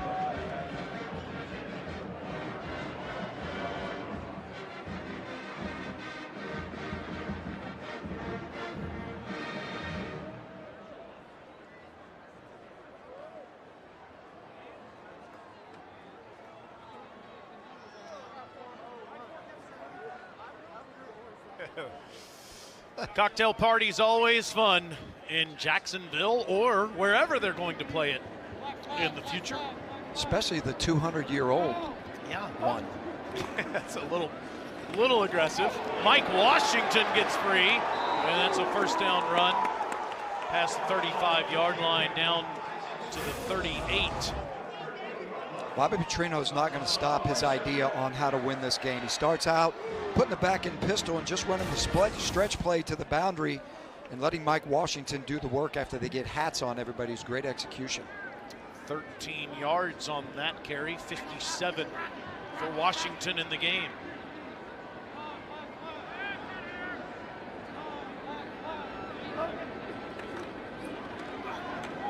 Similar play. And across up to the 44 where Smith makes a tackle. How about the amount of players that New Mexico State has that have transferred into other programs? Jerry Kill, the former head coach there who now works with Vanderbilt, just littering college football with former New Mexico State Aggies. Yeah, great evaluation process of guys that were under-recruited. They go and prove themselves, and then they end up going on a stage in the SEC, and a bunch of guys are very, very productive. Look at these holes that Washington is running behind, getting a first down into Mississippi State territory. That's 8 more. You got to give the Arkansas offensive line a lot of credit. They're running the same exact play 3 times in a row. Stretch play to the boundary twice, stretch play to the field, and they're just gashing this defense for 8, 9, 10 yards a pop. They have their third right tackle, Broussard, in, a true freshman at center in Cash Courtney. And Washington continue to running behind them, and he was tackled by Gillette down at the Mississippi State 45. You would expect off of that action, they've run 4 in a row stretch plays, and now you got to be looking for a play action to come off of that, which would be the next thing in the series. Washington out, Russell in. Sharp running around, and Green pressured and has to throw it away again. Gillette pressuring Green in the backfield there. Mississippi State, Gillette comes off of the corner, he comes off of the edge to the left-hand side untouched, and ultimately is in Green's face. And if you look at the pressure, the offensive line slides to their left and turns number 16 free. And again, he puts pressure on him and makes him throw the ball out of bounds to get it to a 3rd and 7. Could be 2 downs to get a first down here in this portion of the field. Green in trouble, gets out of there with flags down. He does have a first down inside the 30.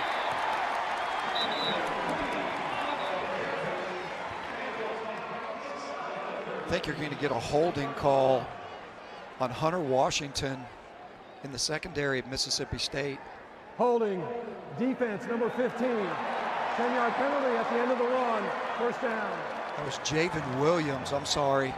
But he was holding the wide receivers. He was trying to get down the field. 18-yard run by Green. 5th most rushing yards by a quarterback in college football, at 603 coming into the game, and has 51 in this one.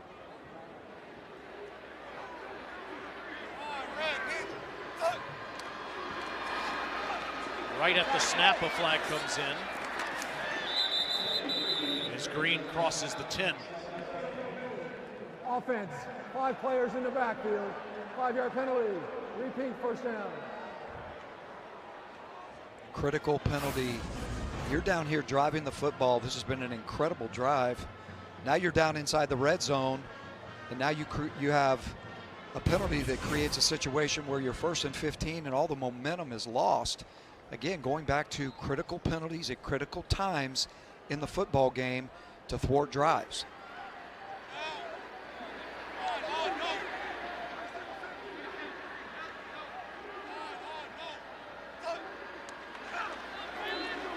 It's Russell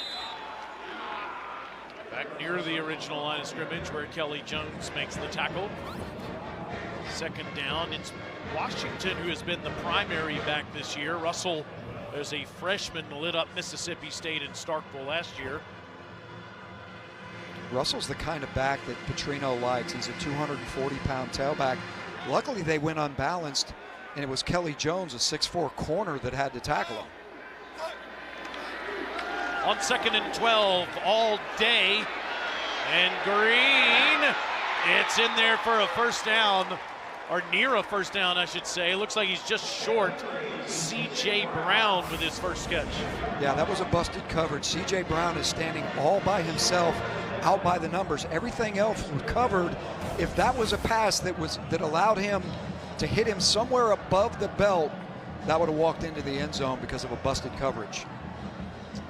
Sophomore from Bentonville with his 22nd catch, and it's 3rd and inches. And now it's a touchdown for Taylon Green.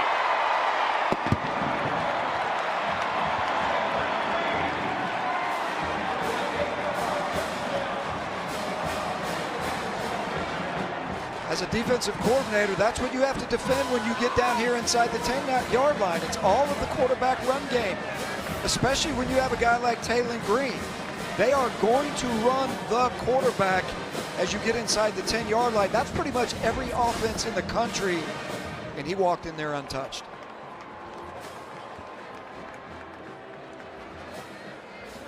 Arkansas has scored points on their last 4 drives, and the lead is 6 again.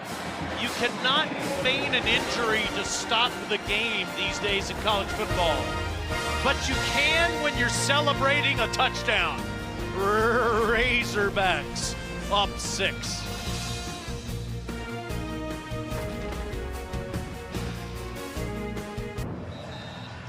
Well, we're talking about the split zone down here where the quarterback is going to keep it. Watch the outside backer, number 9, Tony Mitchell. He's going to crash down. The tight end is going to come and sway back across the formation. They're going to fake the inside zone to the tailback, and watch Taylon Green walk untouched into the end zone. Here it goes. He crashes the dive, he keeps the ball, he kicks it out, and he walks into the end zone. 200-year-old split zone, TZ. And he's healthy, by the way. That is just part of the end zone celebration these days. Unequivocally, he's the quarterback for the Arkansas Razorbacks and one of the best in the SEC. But who's playing quarterback for Mississippi State, Tori? Well, guys, Blake Shapen is still in the injury tent. He actually came out just a few minutes ago, no helmet in hand, stood on the sidelines, watched a play, talking to a trainer, shaking his head, looking a little frustrated, and then went back into the tent. Kamario Taylor has played a bunch this season, coming off the bench in short yardage situation, but he just showed you his very best on that last drive. The true freshman from Macon, Mississippi. Can he get the ground game going on a sweep? There's Evans, a specialist in space for 15+ yards on the first play of the possession. Love the call, and the reason I love the call is because that's going to open it up to fake that for some quarterback run game that they know that they're going to have to do with the new quarterback in the game. Taylor surveys but overthrows Booth out of the backfield. My fault, he says. Little heat on that ball, little too hot, Got to calm that throw down a little bit. But that's what happens when you come in early in the game. You just got to settle down and play. Bulldogs also have Luke Kromenhawk, the transfer from Florida State, who's played some this season at quarterback. But it's Taylor keeping it here and gets over the 45-yard line, where he's pushed out of bounds by Kanai Walker. It'll be about 3rd and 5 from there.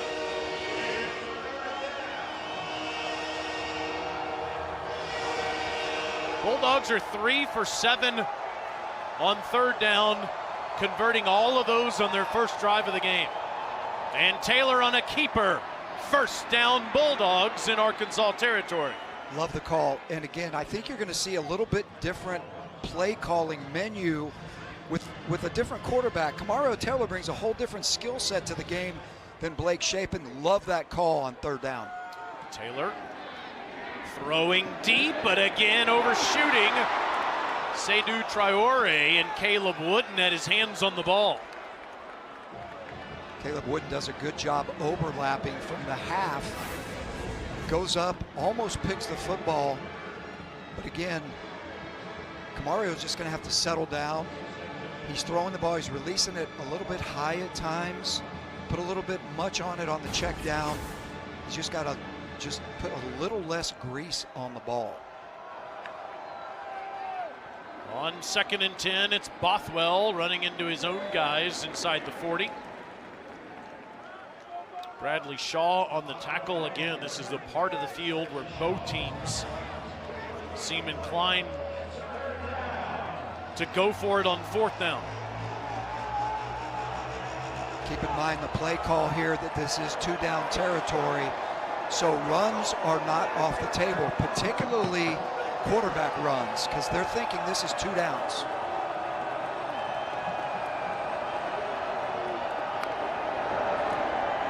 Bothwell, not a lot. Ken Talley, Larry Worth III. That was a great job by Arkansas's defense, setting the edge. And again, you see 3 or 4 hats around the football. Bradley Shaw, Larry Worth, great job setting the edge. And really, their run defense all day long has been really solid. Everybody's staying at home and fitting their gaps. It's been very impressive to watch by Arkansas's defense, who struggled against the run all year. What does the true freshman do on 4th and 7? Stands in there, incomplete. Traore and Aiden Williams were in the area. Chris Wilson's defense gets a turnover on downs. That was a huge 4th down stop. 20-14 Razorbacks, and they get the ball back too.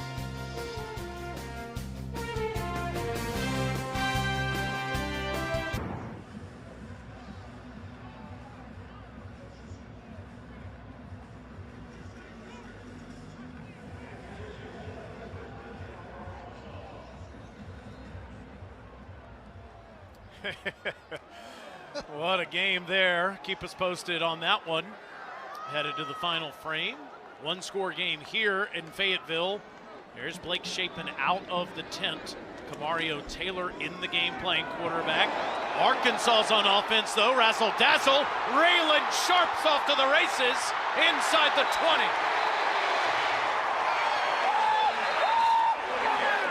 There is a flag down at the end of the play. Hunter Washington's the one that forced Sharp out. What a great first play of the drive. Great call on the reverse.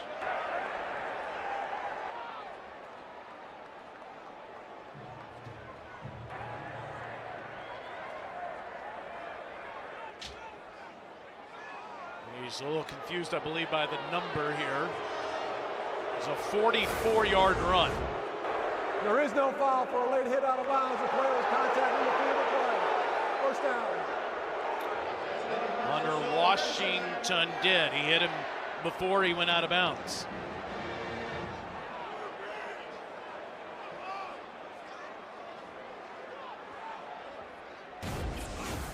But Sharp with the biggest offensive play for Arkansas today. The wide receiver credited with a rush of 44 yards there. Yeah, and they did it off a play-action run game, which they've been so successful at. That's why I say that was a great opening call of that drive.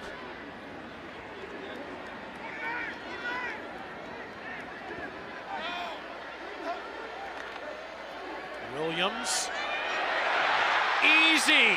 Touchdown Razorbacks.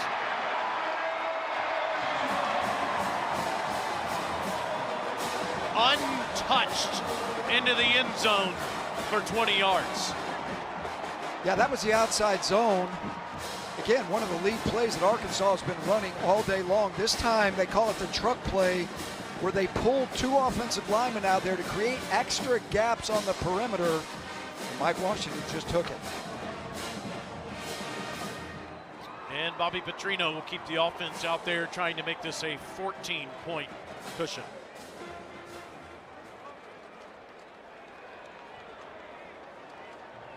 It's only the second time this season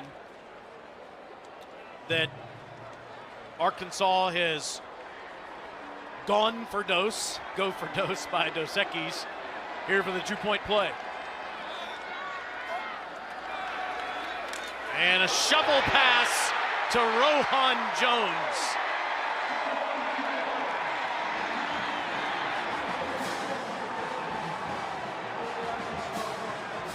Green did not like the hit that Isaac Smith delivered as he threw the ball forward to Jones.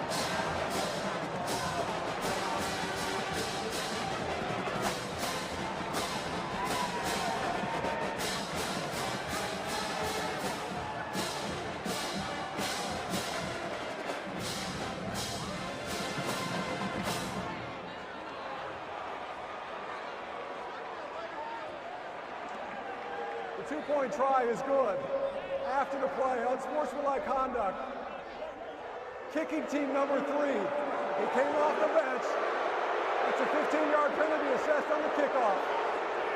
Can't do that. C.J. Brown coming off the bench for Arkansas there, and that's why the fans are upset. Well, it could have been Larry Worth. I don't know which, if it was an offensive or defensive player. We didn't have an angle of it, and Bobby Petrino does not like it. When you look at this run from the backside, here comes the pullers. Again, it's the outside zone. They create extra gaps on the perimeter, and Mike Washington just walks in untouched. This run game for Arkansas today is lit up. It's on fire. They've got their number. Let's check the 2-point play here. Now, C.J. Brown is already on the field, so it must have been Larry Worth, the other number 3, that came onto the field. We've been watching that fire for a long time. Unsportsmanlike conduct against the head coach Oh, wow. of Arkansas. That penalty is half the distance. Free kick. And now Arkansas is going to have to kick off from the 10-yard line.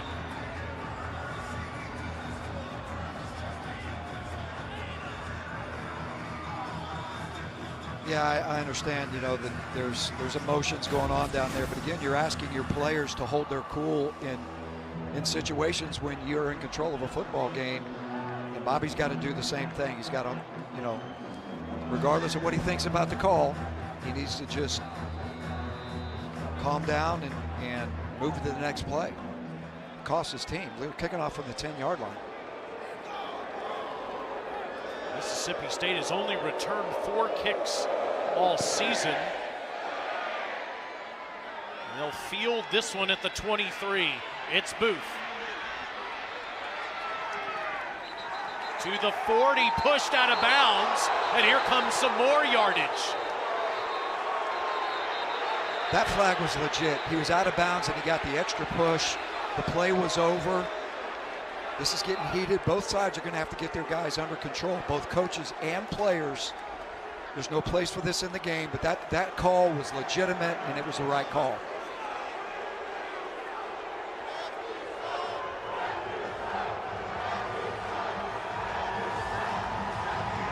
Maddox Lassiter, the fullback here, well out of bounds, pushing Booth.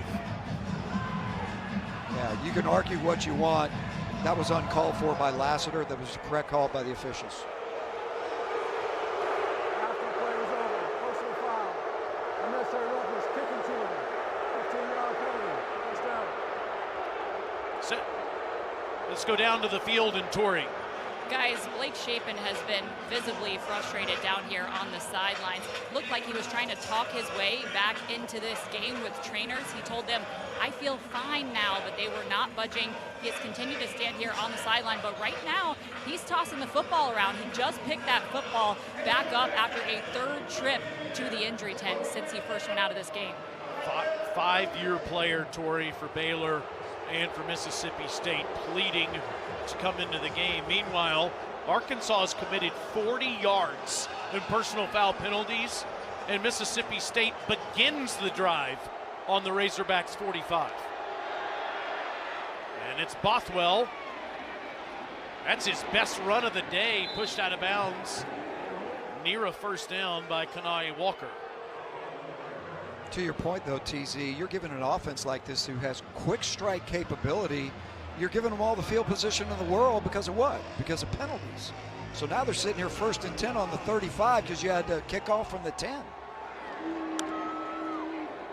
Design quarterback run for Taylor. And Camario gets leveled at the 30 by Larry Worth III.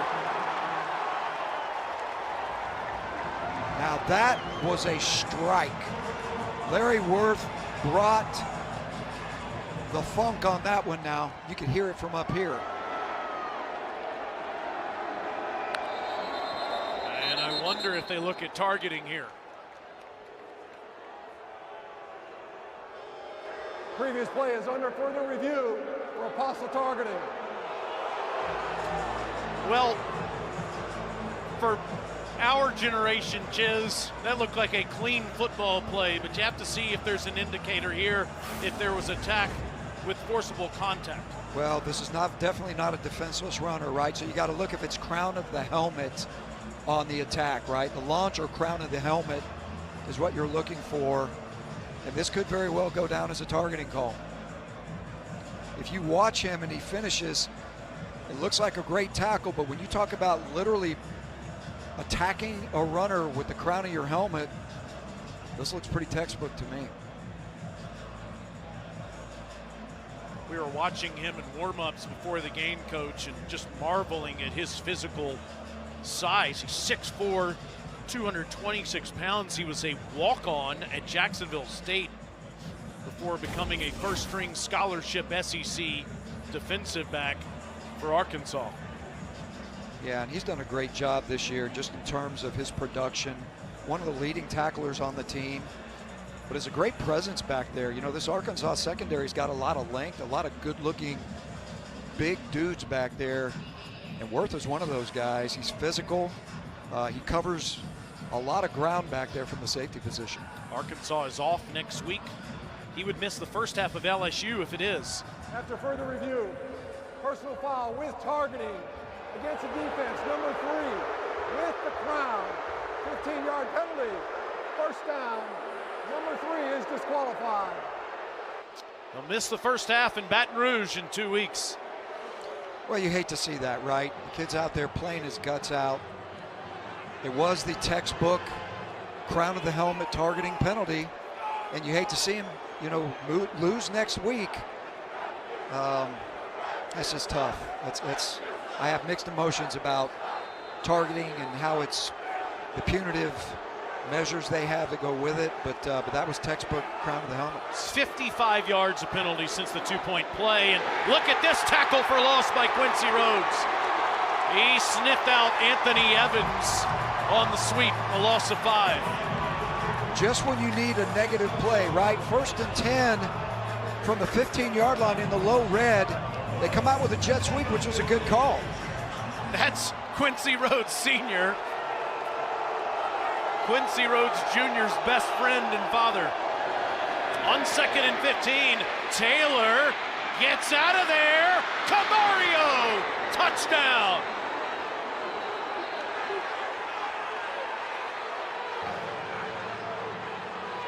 This is why the people in Starkville love the true freshman. A 20-yard touchdown that gets Mississippi State back into the game.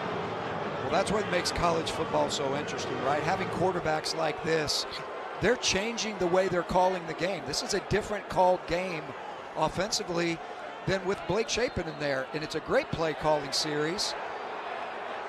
This kid is big, he's athletic.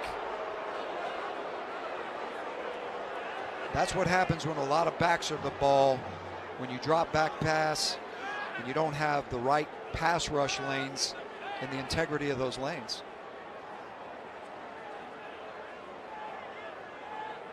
Seydou Traore's helmet came off as Taylor scored the touchdown.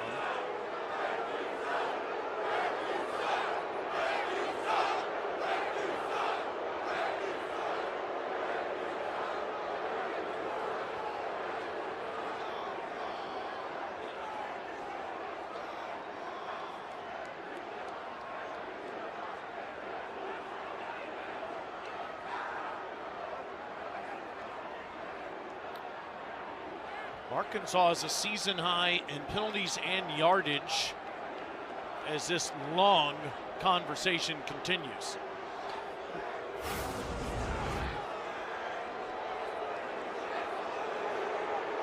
I see Caleb Wooden take Seydou Traore's helmet off there.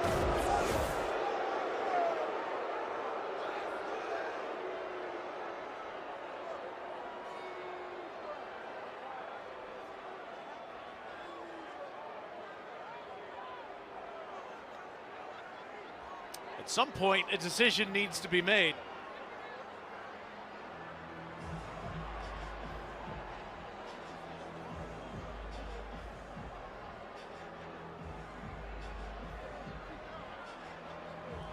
I don't understand what all the deliberation is. We do have SEC Network football action next week we need to prepare for.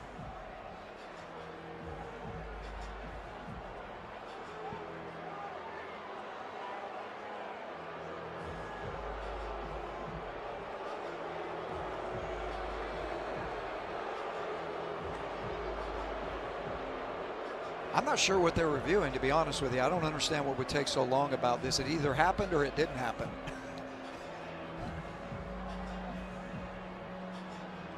Jeff Heiser, the referee, in a very lengthy conversation. Well, let's not forget about the two penalties that got him down here to begin with, right? The unsportsmanlike on Coach Petrino, and then the push out of bounds by Lassiter. I mean, you're giving a quick strike offense. 1st and 10 on the 35. Going in. There is no foul for number 3 coming off the bench. He was a man in motion on the previous play. There is no foul. Okay, let's play some ball now.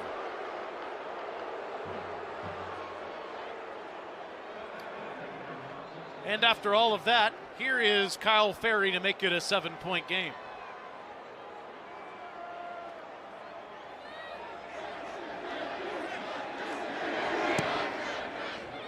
He has never missed one.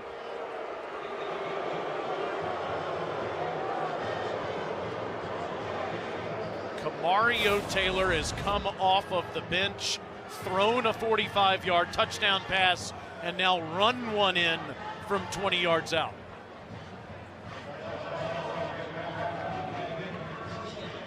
I would say that's a pretty good start for this young man.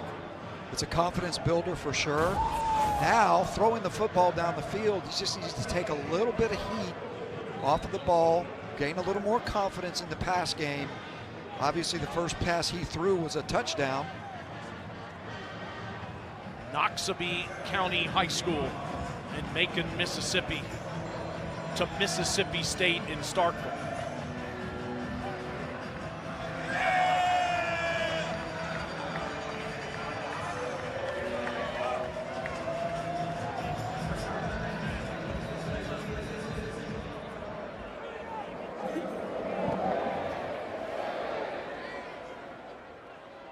Up next, it's Kentucky and Auburn, and then we have SEC football final with Dari, Chris, and Benjamin. They'll take you through the biggest stories of the day and break down all the SEC games right here on the SEC Network and the all-new ESPN app. You've been working with those guys for years, Chiz.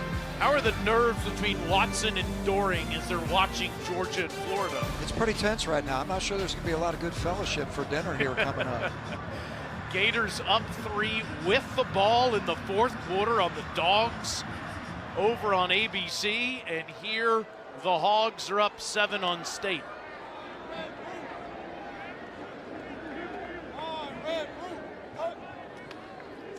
Green again to Washington, and Washington with 5 more on first down. If you're Coleman Hutzler's defense coach, how do you get these Razorbacks off the field? Well, I'm going to load the box right now. I've got to get penetration. Outside zone is the #1 play Arkansas is running.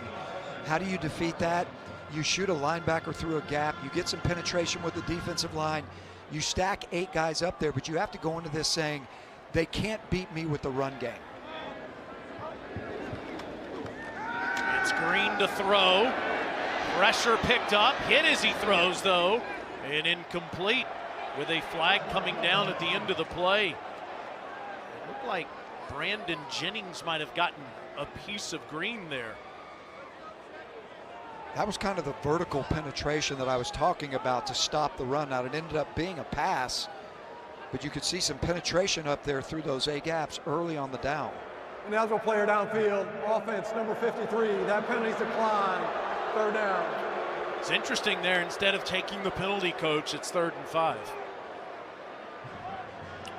Yeah, that's an interesting decision, right?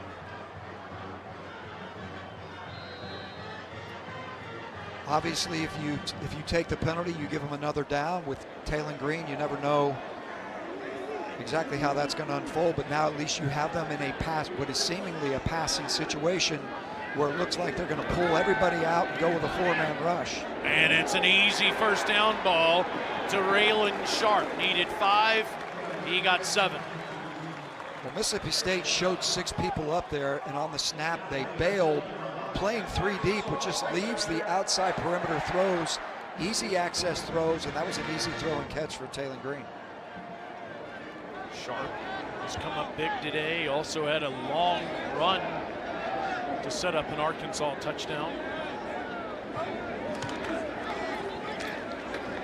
Washington not much there, and the ball is out at the end of the play. Isaac Smith came in there to make the tackle, and it looks like Washington got back on that football. He did. If you watch out, this is the penetration we're talking about. That's a great job blitzing a safety from the outside edge. Why is that productive? Because he's not considered in the box count, and the offensive line can't account for him. That's how you get TFLs, and that's how you stop these outside zone plays. On 2nd and 10, Green stands in there, and it hit both players there. It was Cam Shanks it bounced off of, and Washington could have hit his head on the goalpost if he made the catch. Hunter Washington breaks on the football. They're running double slant. It's right there in his fingertips at shoulder level. And you're right, TZ, that would have been a catch and carry to the end zone. Taylon Green has been terrific today. 183 yards passing and a touchdown. He's run for 59 and another score, and so good on this down. Green facing pressure. Launches downfield, and it's incomplete. Isaac Smith almost with the pick. 4th down. That's a great series by Mississippi State. You get a tackle for a loss, you slow the run game down. Isaac Smith's all over the field. He gets a TFL coming off the edge on a blitz. Now he's in position to make a pick down the field. But regardless, it's 4th down, and now Mississippi State has some momentum. They're back in this thing. Raylan Sharp really with a pass breakup. Yeah. At wide receiver there. Exactly. First punt since the 2nd drive of the 1st quarter by Devin Bale. Anthony Evans standing inside his 20. Short kick. Hops right to Evans. And he's just ahead past the 20-yard line. And here are some more flags. 43-yard punt, 1-yard return.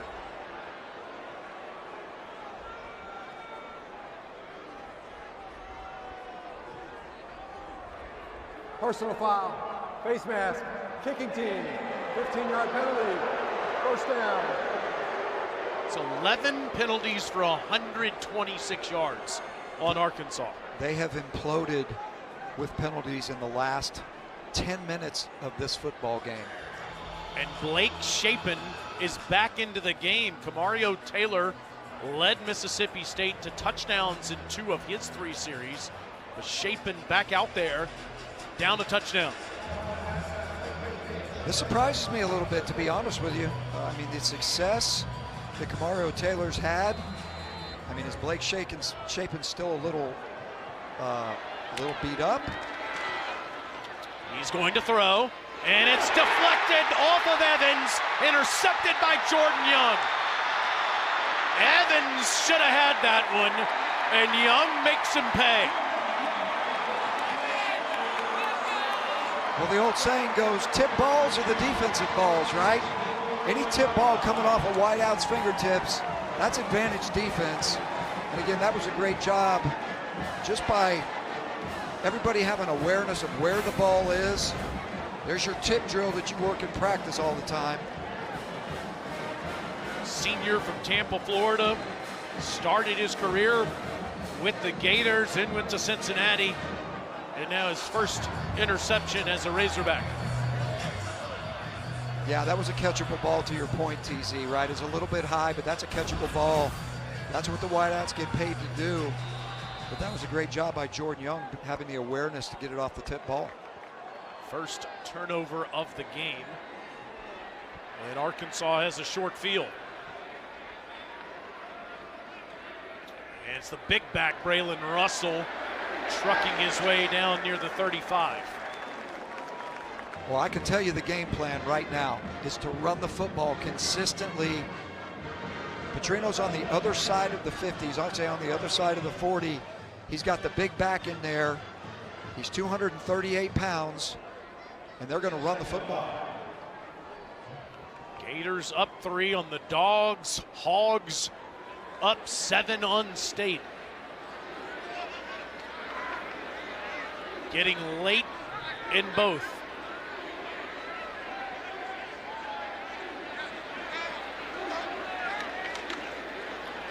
Russell puts his foot in the ground.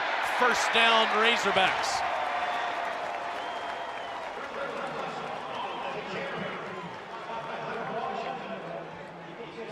Arkansas has already got over 200 yards rushing, and they're not slowing down. There's no change of game plan. They're running the exact same plays over and over and over again. Running the clock, eating the clock, keeping it out of Mississippi State's offense's hands.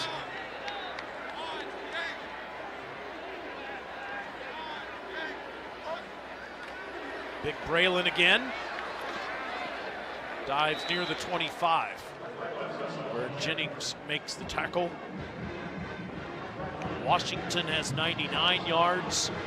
Russell has been the situational back. Just over 20 yards in the game as Jeff Lebby desperately wants an SEC win. Zach Arnett was the head coach at Mississippi State 2 years ago when the Bulldogs beat Arkansas 7-3.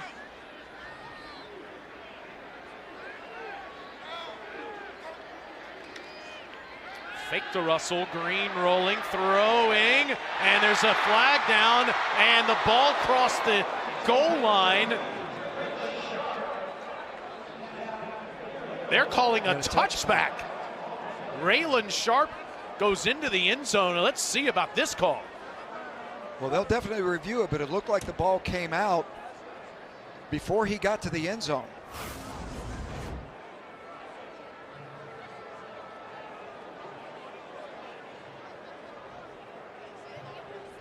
Diego Brumfield with the big hit. Let's see the call here. That's going to be a huge play for Mississippi State's defense.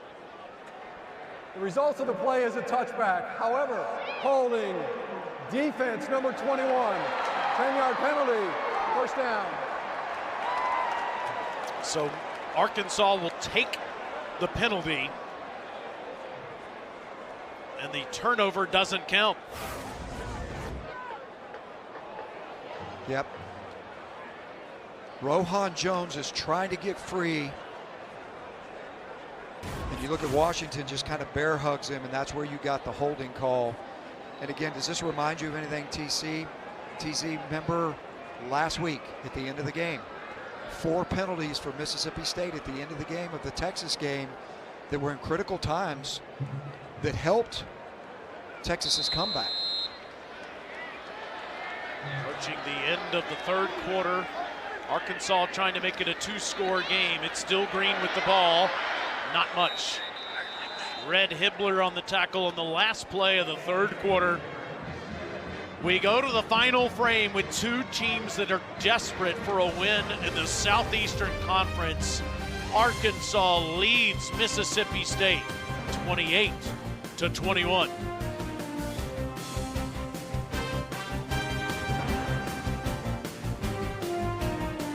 Watching SEC football presented by Sonic. The big problem for both of these teams and why neither has won an SEC game this year is because of this quarter.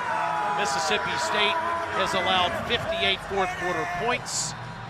Arkansas threw 3 fourth-quarter interceptions last week against Auburn. But they have the football up 7 at the Mississippi State 15-yard line. It's Green, and he's down near another first down. It's Hunter Washington on the tackle. Well, it's the same thing we talked about earlier, right? When you get down inside that 15-yard line, you know, they're going to give you all kinds of eye candy. That time it was the jet sweep, and they pulled it with a quarterback run game. So they're just figuring out different ways to give the defense different looks, but ultimately doing the same thing every time. And that's putting it in the hands of Taylen Green. It is 3rd and 1.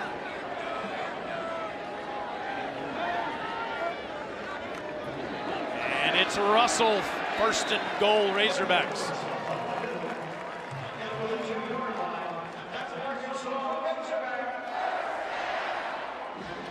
At 240 pounds, he's a load down there to stop him. I can see them just giving him the ball again. It's 1st and goal.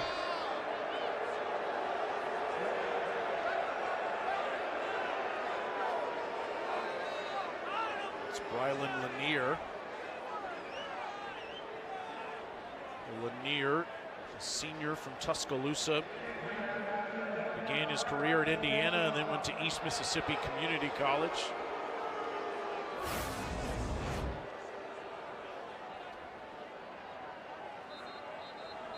Can't really tell, and maybe getting up, colliding with one of his teammates.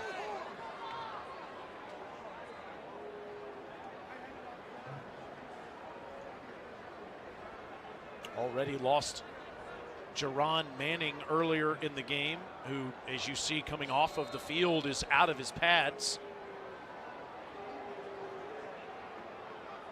Brylan Lanier, one of the leaders back there, leads the team in interceptions. He's been all over the field today.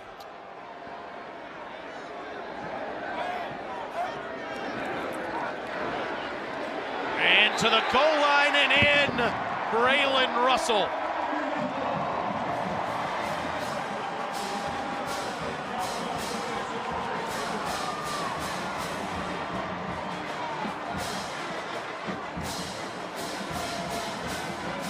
Have those celebrations choreographed. I think they stay after practice. I do too. Make sure they don't catch punts or work on their blocking. They figure out what their dance is going to look like.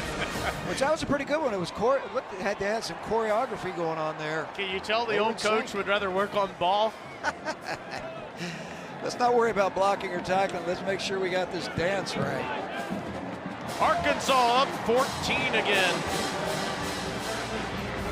The ground game for the Razorbacks has been so strong today.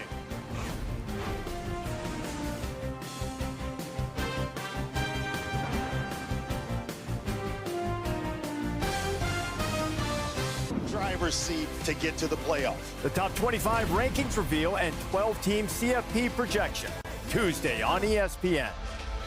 Goodbye to Miami in those projections. They lost to SMU earlier today. Georgia's trying to hold on against Florida. And here the Razorbacks are up 14 now on Mississippi State. Gene Chizik and Tori Petrie. I'm Taylor Zarzer. Blake Shapen came back onto the field, down 7. Anthony Evans should have made the catch, but it deflected off of him, and Jordan Young picked it off. But coach, down 7 with all of the momentum that Kamario Taylor had. You have to wonder if Jeff Levy is going to second-guess himself on that one. Well, it's interesting. You know, you look at what Kamario Taylor had done. 2 out of the 3 drives. One was a 75-yard scoring drive. The other was a 45-yard scoring drive. 2 out of 3 drives. You know, maybe he earned the right to give him one more drive anyway, but he made the call and changed it. Bothwell doesn't get much as Dix makes the tackle. Now Shapen's out there for this drive because it's just about an obvious passing situation. And of course, he has been a terrific passer for Jeff Levy these last couple of years. And we'll throw here on 2nd and 9, and on the slant, unable to make the grab is Brendan Thompson. You know, drop balls, these 2 receivers, Thompson here and Evans before on the pick, they're usually sure-handed guys. You don't see a lot of drops from these guys, but these are clutch situations. You talk about winning a 4th quarter, players have to make plays in these situations. It's not just coaching decisions, it's players have to make plays in critical situations. On 3rd and 9, the catch is bobbled and made by Thompson, and that is a first down. And that's exactly what I'm talking about. That was clutch, right? If they wouldn't have converted that 3rd down, that could have been a huge advantage for Arkansas. But that's what Thompson's expected to do in those situations. He has to make those catches.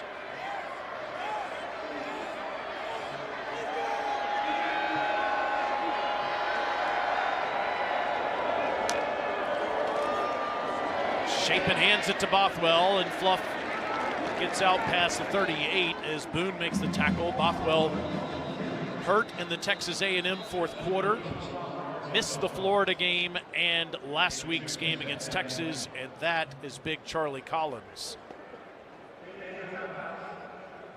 Sophomore from Pine Bluff is down, and we'll check on him and come right back.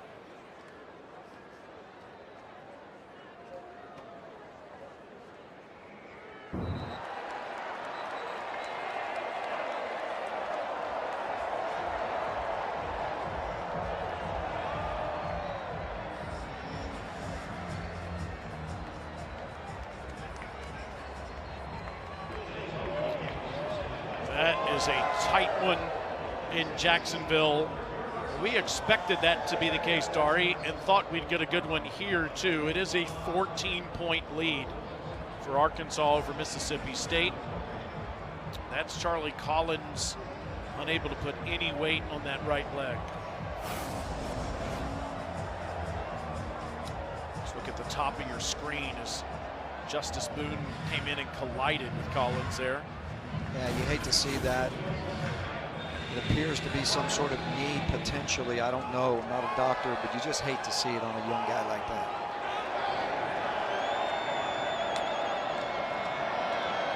Blake Shapen has completed 9 balls today. He's going to need to complete a bunch more to get State back in it. And he throws, and it's a good first down ball. Oh, no, a knee was down from Thompson short of the first down. Great pressure on that one by Quincy Rhodes. Really forcing the throw fast. Great penetration. Showing a lot of good pass rush traits there. And Shapen on a design quarterback run gets the first. Up past the 48-yard line. Started a game Shapen has in 5 straight seasons. He led Baylor to the Big 12 championship back in 2021. He is a fiery competitor, originally from Shreveport, Louisiana. And he's down, and the ball's out. And fortunately for Mississippi State, they pounce on it as Jimothy Lewis recovered it, but it's a loss of 10 as big Quincy Rhodes has been all over quarterbacks the last few weeks. Well, he leads the team in sacks. He's got a great first step. He's really powerful. He's a big guy, 6'6", 275. He's powerful. He's got a great first step. He's got a great pass rush trait. That's why there's a lot of guys in the NFL who really think his upside is big. You can see it. He has 8 sacks. The rest of the team has 7. On 2nd and 20, Shapen downfield, and that's caught inside the 30 by Evans. Now that throw was on the money. Another seam route. Watch him follow through. I love what Shapen does. He doesn't care that he's got pressure in his face. What a strike to Evans. And at the end of the play, Coach, there was a personal foul called right there on Xavier Sori. Another personal foul on Arkansas. So 33-yard reception, 15-yard penalty. The 6th personal foul called on Arkansas today. Yeah, this is a 5th-year senior, Xavier Sori. He's one of the most productive guys on their defense. We're talking about winning games in the 4th quarter. Arkansas is doing, look, they're up by 2 touchdowns, and they're doing all the things that you do to not win games. There's no discipline, and they're not executing in these final few minutes of the 4th. First down inside the 15. Shapen throws over the head, and flags are everywhere. Was that a catchable ball, though? Keyshawn Davila had his hands all over Anthony Evans.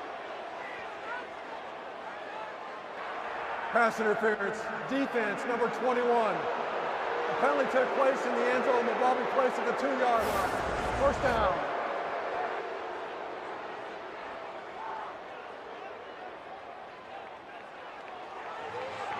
Davila tries a collision, the route, but you can't do that when the ball's in the air.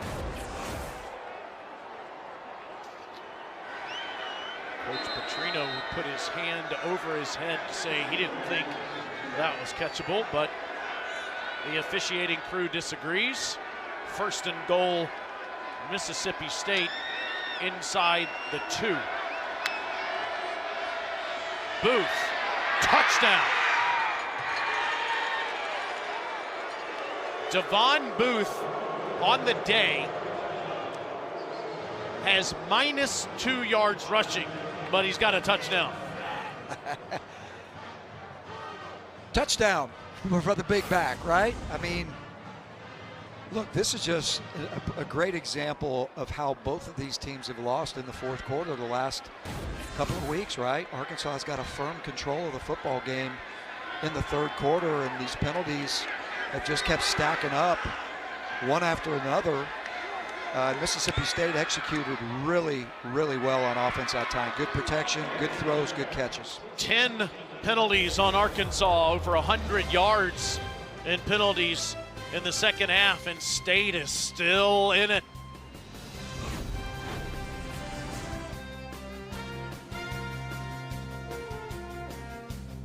SEC football is presented by Sonic. Buy 1 Sonic Smasher and get a free large drink when you order in the Sonic app. And in part by T-Mobile 5G home internet. Austin Lass, I love it. And Kevin Serapiglia dressed as characters from the movie Dodgeball. Well done, guys. A day late, but still works. Boy, these close losses, really for both teams, but especially for State, Coach. The Tennessee game in overtime in Starkville when they were 4-0, after losing to Texas A&M in the swamp, they're trying to set up a game-winning field goal. Instead, Shapen throws the interception.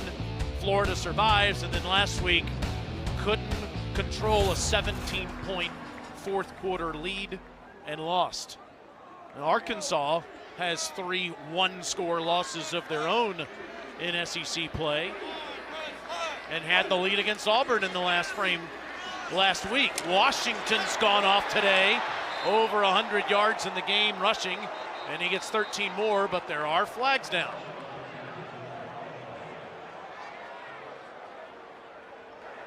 Holding, offense, number 55, 10-yard penalty, first down.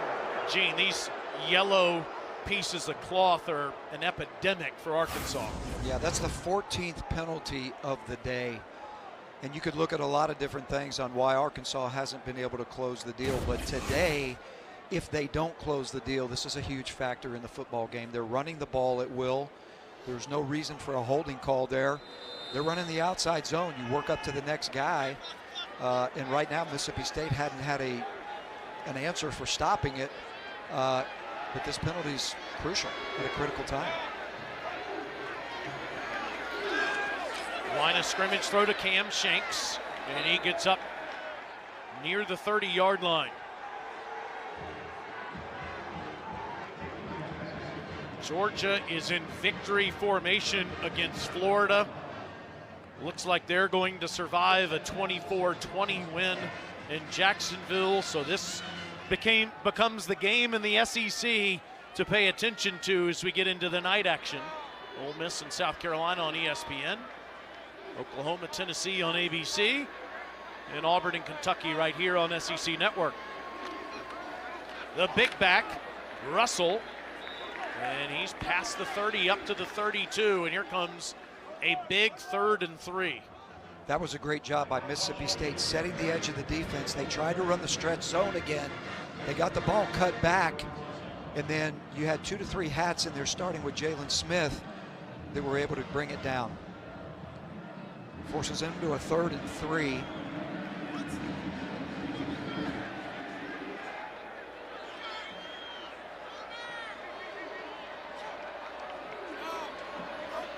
Arkansas has been so good on this down. They have to throw. Incomplete. Looking for Rohan Jones, but Jalen Smith was right there to cover him up. 4th down. That was great eyes by Jalen Smith. It was the tight end coming from the backside, Rohan Jones, off the split zone action, and that was a great job by him, keeping his eyes on his coverage and making a play. That was a critical 3rd down play. And you think about the guys, Coach, that had to come out of the game like Jerron Manning, and guys like Jalen Smith have to step up. And now Mississippi State with a chance to get the ball back as Bale punts it away to Evans. With the opportunity of really good field position potentially. Goes out of bounds inside the 30. That's a 39-yard punt. Let's go down to Tori. Well, guys, it was a very eventful 3rd quarter. If you guys are just joining this game, Blake Shapen went down early in that 3rd, took a big hit, and was out for almost all of that 3rd quarter as the state staff evaluated him. Upstairs had called for a medical evaluation, and he was in and out of the injury tent about 3 times. Meanwhile, Kamario Taylor was filling in for him, and he scored on 2 of his 3 drives. Shapen was doing everything he could to come back in. He comes back in, throws an interception on his first play back on the field, so certainly not the game he's been hoping for. Well done, Tori, but 9 plays, 75 yards, and a touchdown on the last drive after that interception. Arkansas almost had 12 on the field. Booth now finally has positive yards rushing today as he gets near a 1st down. Miguel Mitchell on the tackle, and it's 10 yards and a 1st down. And Mississippi State is sticking with the run game. They're close to over 100 yards rushing. Stick with the run game. You don't have to abandon it. You're down by 1 score, plenty of time left to run the ball. Running the wrong way, though, is Booth, running into the arms of Quincy Rhodes Jr., but a flag down at the end of the play. Wow.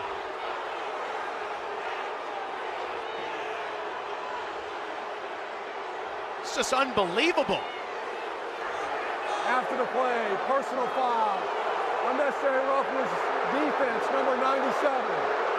15-yard penalty, 1st down. You have him wrapped up here, Coach. Yeah, it was a great negative play, and they're going to call that. They are. They're going to call it. You can agree with it or disagree with it, but the way he finished the play with the slam, they're going to call that 100 out of 100 times. You have a great negative play made, take him to the ground, and be good with that. And you know, Quincy Rhodes, he showed up today. He has dominated in terms of tackles for loss, negative plays. right now, Mississippi State can't deal with him. They can't block him. He's a terrific young man. You saw his dad watching. Mississippi State with a new lease and Shapen with the ball. Down near the 47. Tori, we loved visiting with Quincy yesterday. We did, and he told us his dad is his hero, and a lot of people say that he reminds them of his dad. His dad has actually never missed one of his games. Shapen, first down ball to Thompson, who's down near the 20. That was a laser. That was exactly the throw that you expect to see from Blake Shapen. Very similar to the throws he made last week at Texas. Great job on the slant, great catch by Thompson. 27 yards. A fresh set of downs. Shapen's ball's deflected. It was Xavier Sori, whose former team just beat Florida. And just here is the play before that to Thompson, Coach. Yeah, and again, you hit Thompson with the hope that he can catch and carry, right? If there's anybody that can break a tackle and take it to the house, it's Thompson with his speed. And he was just a little bit, he got tripped up a little bit there at the end, or that thing could have scored. 8 personal fouls have been called on Arkansas today. 15 total penalties. A huge reason why Mississippi State has a chance here. Traore, not much.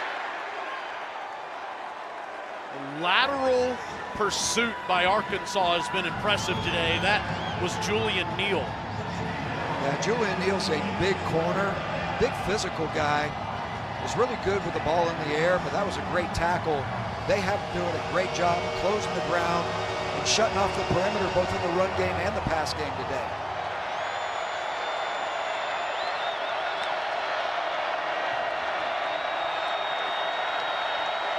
Shapen has been his best on this down. Mississippi State is 6 of 11, but the play clock is running out.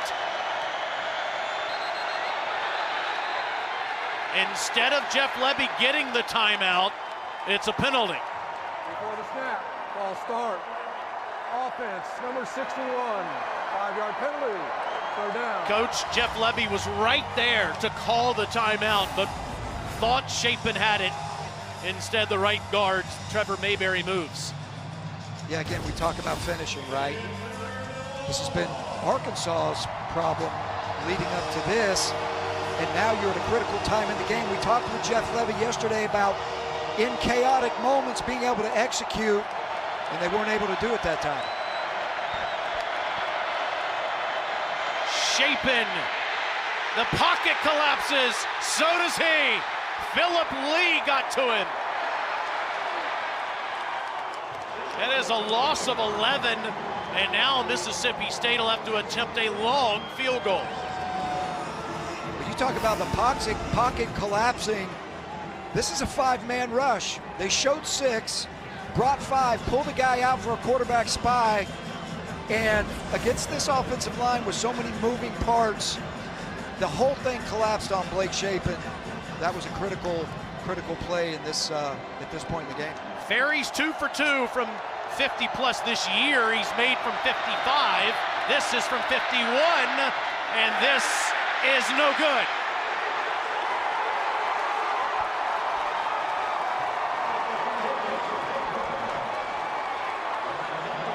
There is a flag on the play. Running into the kicker, receiving team, number 16, 5-yard penalty, fourth down. Wow, try again from 46.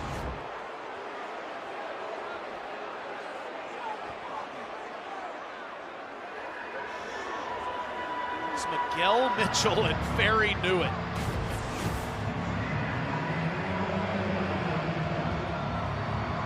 So now Ferry. That didn't count. This one from 46 to cut it to 4.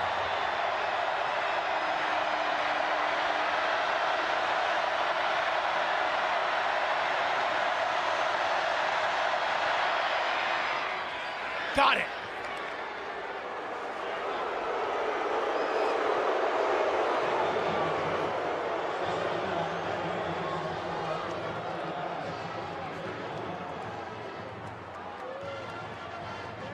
What a wild football game this has been. If you're just joining us, if you've been watching the cocktail party, we've had a wild one as these two teams haven't won an SEC football game this season, and they're playing their hearts out. The Arkansas penalty is a huge part of the story. Yeah, it really is. I mean, when you look at 14 penalties on the day, the lion's share have come in the second half. You talk about not repeating history for both of these teams, finding a way to lose it at the end. Part of that is penalties. And again, you just saw another one that gave Mississippi State a second chance at a field goal. Coach, Mississippi State's defense is going to have to get off the football field to give their offense another chance. But Talon Green for Arkansas has been terrific. Yeah, and Mike Washington right now, he's been running with a lot of momentum today. They're running the same play over and over again. I can assure you, knowing Bobby Petrino and how he calls plays, it's very simple. They're going to go back to the outside zone and the boots and play actions off of it, but they're going to try to win this game running the football and eating the clock out and go on a drive that eats up the next 5 minutes and 7 seconds. Talon Green today in the game is thrown for 190 and a touchdown. He's run it for 68. The Arkansas team has run for 254.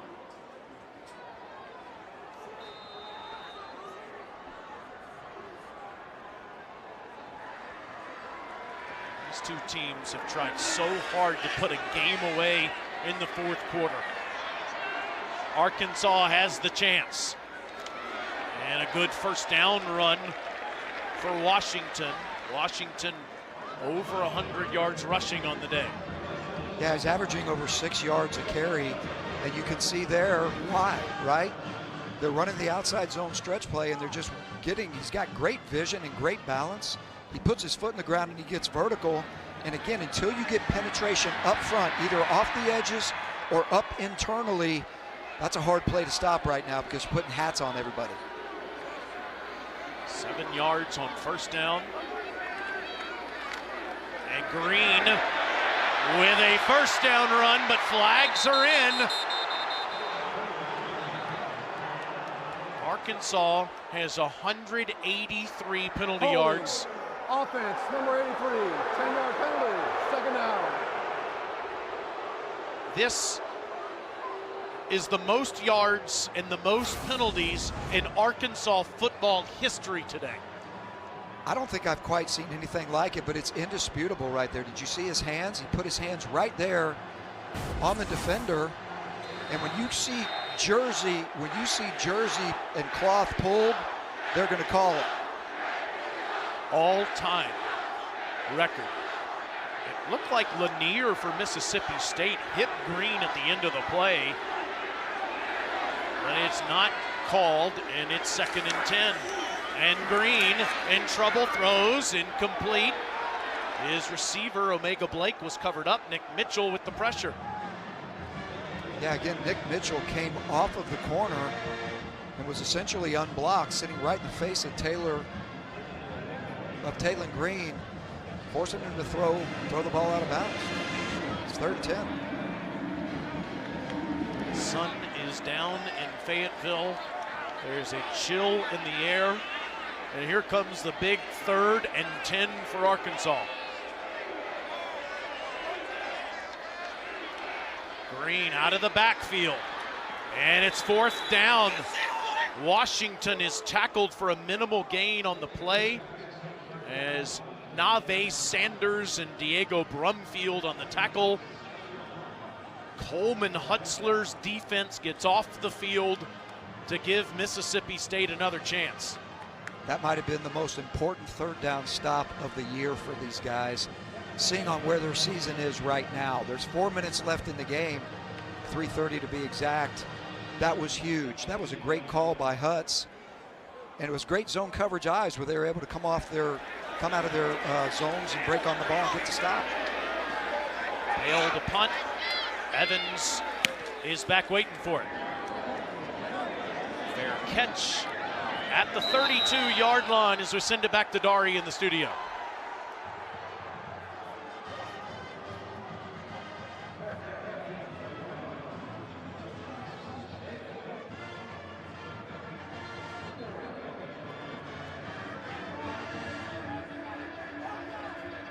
Feels like a scary game, Dari, for the Rebels tonight. Gamecocks Gave Alabama everything they could handle last week.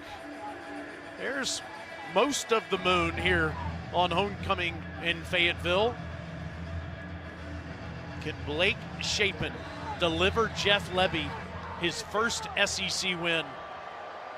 Back-to-back scoring drives since the interception. They go to the ground. It's Booth. He doesn't get much. Mississippi State has all 3 of its timeouts and the 2-minute timeout. They must score a touchdown. Well, going fast shouldn't be the issue, right? This is what they do on a daily basis.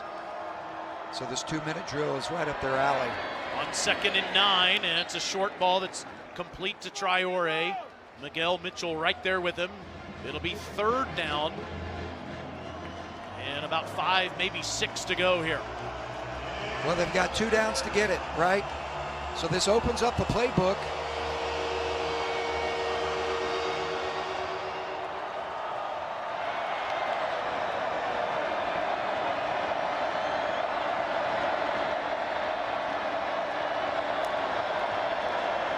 On 3rd and 6, it's Evans. It's incomplete. He would have been short of the first down. Davila laying the lumber. 4th and 6. Clock stops with 2:13 left. Again, this is just kind of uncharacteristic of what you see from Evans. We've seen a couple of drop balls today. He's also made some huge plays. He's made some great plays. You know, you could punt here because you have 3 timeouts and the 2-minute timeout. But if you're Mississippi State, you keep your offense on the field, especially with Shapen's ability to convert these all season long. Well, they're going to have to block Quincy Rhodes. Whatever they do, they ought to focus on sliding the protection to him. 4th and 6, one-on-one ball down there. Caught! That's Thompson! A sliding catch with Neal right in his face. Wow, Julian Neal had great coverage on that. And it was an underthrown ball, which for a DB, that's the hardest one to play, where you're running in phase with the wideout. It's an underthrown ball. What a huge play for Mississippi State. What a great throw and catch. 32 yards, Shapen to Thompson. The Bulldogs are still alive.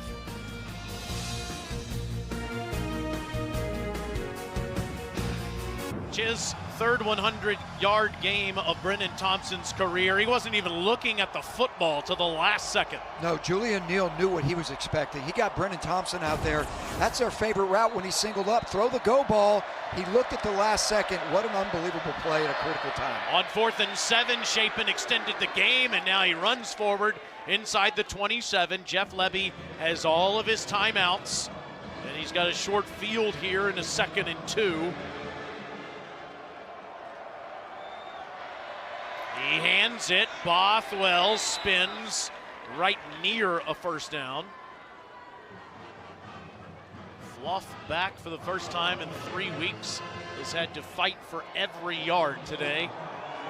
24 of them on the ground. 90 seconds left. Shapen again. Not much. Quincy Rhodes there to tackle him.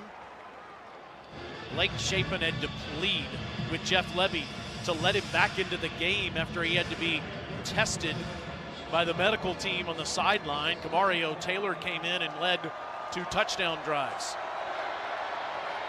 Shapen, he's pressured, he gets out of there, and he takes on defenders inside the 18. Mississippi State has 3 timeouts. This is the time to use it right now. 57 seconds to go in the game, and the Bulldogs will use their first timeout as they prepare for this 3rd and 4.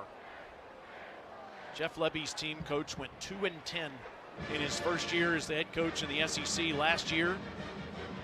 This year, they've had 3 heartbreaking losses, including one last week to Texas, trying to end that 16-game losing streak in the SEC.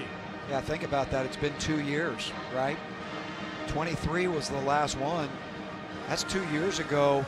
And you know what? Just go back to last year. This team is exponentially ahead of where it was last year. I really like the direction. He's changed the culture. This, if they can pull this out, this will be a win that he could point to that literally could be the shift in everything for Mississippi State moving forward, because it's not that they won, it's how they had to come back from being down 2 touchdowns in the fourth quarter to win it. Arkansas's defense has been so much better today. Can they get off the field here? 3rd and 4, Shapen rolling, throwing, and it is incomplete. He was trying to wedge it in there to Aiden Williams, but Williams couldn't make the grab. 4th down. You know, that's what we talk about, you know, and we talked about it yesterday with Coach Lebby, that in these critical moments, players have to make plays. That wasn't the most ideal throw, but you got to come up with those catches in these critical moments. Now you got them on 4th down. Game on the line in Fayetteville.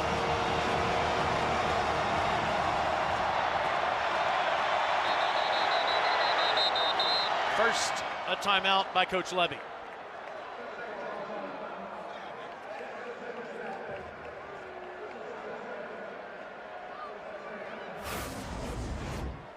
Aiden Williams had both hands on this football. Yeah, if you look at this, he tried to squeeze the ball in there. He had Evans to the flat. There was a defender tracking him, but he probably could have dumped it off to Evans for a little bit better of a chance to get that 1st down. This is a critical, this is the game on the line. I think this is right. You take the timeout. Right now the conversation on the sideline is, what is our best play and who do we want the ball to go to? And you get the ball to that guy in this moment. Somebody's about to win their first SEC game in a long time. And this play could decide it.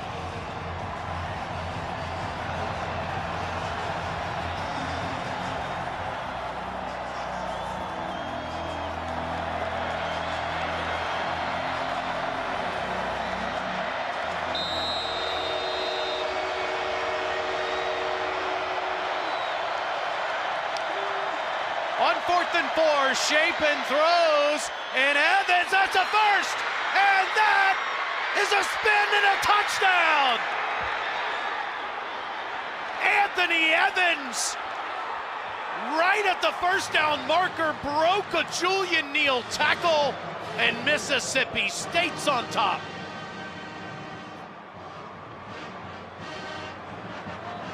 I love the play call. I love the guy they threw it to, right? Give it to the guy who can get yards after the catch. He's sure-handed. We talk about this all the time, TZ. Who's going to make the play when the game is on the line? Big-time players make those plays with the game on the line. Big-time throw, great catch, scoring with yards after the catch. They are looking at this, Coach, to see if he stepped out of bounds here. Here's another look. Here's the catch. He's short of the 1st down marker when he breaks that tackle. Yeah, I don't see any. From that angle right there, it doesn't even look like he was close to being out of bounds. Let's see it from this angle, because I don't see it. I don't even think that's even reviewable. If that's what they're reviewing. How about this? A guy that was trying to find any way to get onto the field at Georgia last year. Well, I think that's what they're reviewing, coaches, to see how much more time came off of the clock there. Now that would make more sense. He caught 13 passes in 2 years for Georgia. He's caught at least 4 in every game this season for Mississippi State. Yeah, he came into the game with 47 The ruling on the receptions. field is upheld for a touchdown. The clock operator never started the clock. Therefore, please reset the game clock to 43 seconds. 2 4th down conversions on the drive, including the touchdown. Well, you know what I look at when I'm looking just kind of how the game unfolded, and what I like about Jeff Lebby as a play caller, it's all about targeting the right guys, right? Thompson got 9 targets today. Evans got 9 targets today. You're looking at a team that converted some critical 3rd and 4th downs by throwing to both of these guys. And ultimately, if they win this game, that will be the game winner. But let's not be let's not jump the gun. Mississippi State's got to go out and play defense now. Shaping a touchdown, a field goal, and a touchdown since throwing that interception. Let's take one more look at this broken tackle. Evans. It was Keyshawn Davila that had a chance at him.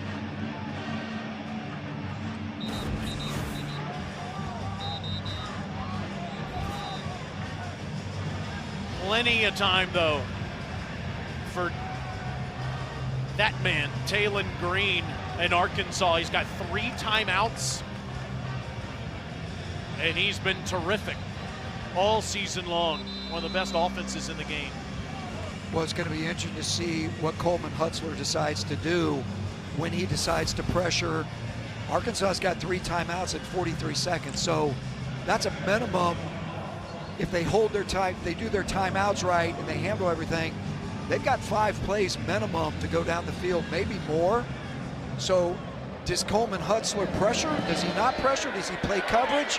Whatever he does, he cannot let the quarterback, Green, beat them with his legs on scrambles, creating first downs, and they can't give up the explosive play in the air. Scott Starzik, the true freshman from the Woodlands, Texas, made a 53-yarder against Alabama A&M.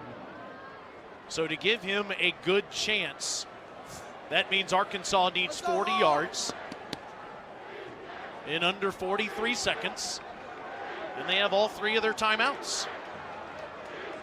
Looks like Mississippi State is going to play coverage here. They're not going to blitz anybody, probably play with a spy in a 3-man rush, which is what they do. And Green has time to survey the whole field, and it's Washington who doesn't get much, as it's Mitchell who makes the tackle, and the Razorbacks will have to use one of those timeouts. And that took 9 seconds, Coach, and it only picked up 3 yards. Yeah, and again, going back to Hutz and what he calls in this situation, it was a 3-man rush with a spy, which makes total sense, but they played vision coverage where everybody had their eyes on the quarterback, where they could literally break on the ball, and he did a good job of not only tackling him, keeping him in bounds and making Arkansas use one of their timeouts. Coleman Hutzler, the defensive coordinator you saw, and that's Bobby Petrino, the play caller and interim head coach for the Razorbacks. He's got one of the best playmakers in the game at quarterback. Does Taylen Green have one more trick up his sleeve?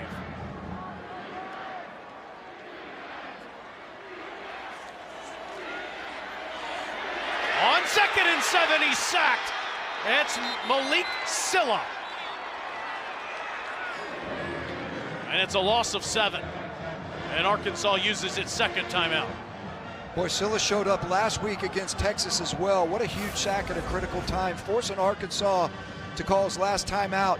Works with just a jab move in there, right? He stabs inside, comes back outside, but look at the vision coverage. Everybody's eyes are on the quarterback getting ready to tackle the football. Again, they went with a 3-man rush and a spy playing zone coverage. Now you've got a 3rd and about 13. Arkansas down to 1 timeout. Silla called the pressure player by Coleman Hutzler.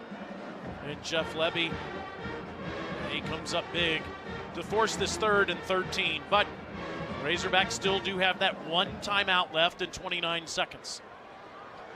What Mississippi State is going to have to guard here is that there's holes in zone coverages, and they got to make sure that even though they're playing zone coverage, that they go in the... Incomplete, Coach, is Omega Blake the intended target there.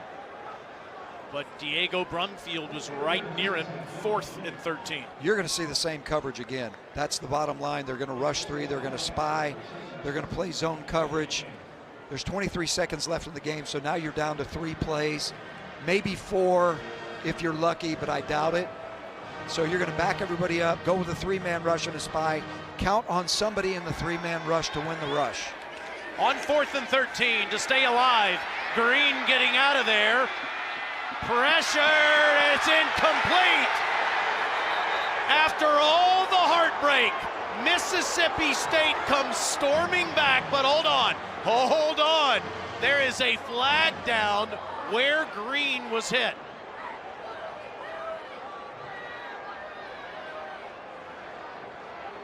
Is this intentional grounding or is it a personal foul? Green is injured too.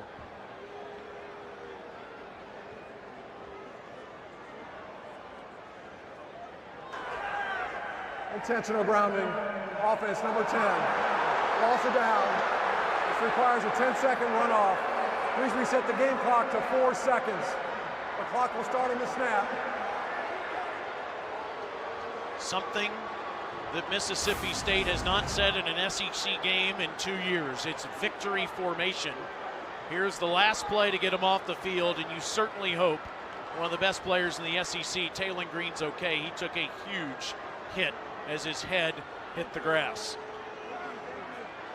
Yeah, you hate to see the game end that way with Taylen Green. It was a clean tackle. There was no malintent there. But for Mississippi State, what a way to come back and close this game out. The heart, the guts, the things they talked about all week, right? Forgetting about what happened last week, doing the things we got to do to focus in the middle of chaos to win a football game, right? Executing when all the chips are on the line right there. The 4th down execution to Evans for the touchdown. The 4th down stop right there to close the game out. And then the lack of penalties.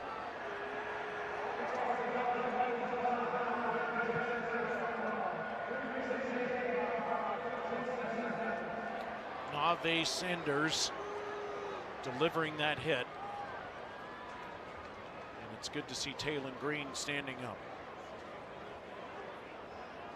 What an incredible young man. What an incredible athlete. He's got a lot of bright football ahead of him these days. I was going to say, Coach, that's a man that can play on Sundays. Yes. The player was down with 17 seconds. Please reset the game clock to 17 seconds. Arkansas is charged with 3rd and final timeout.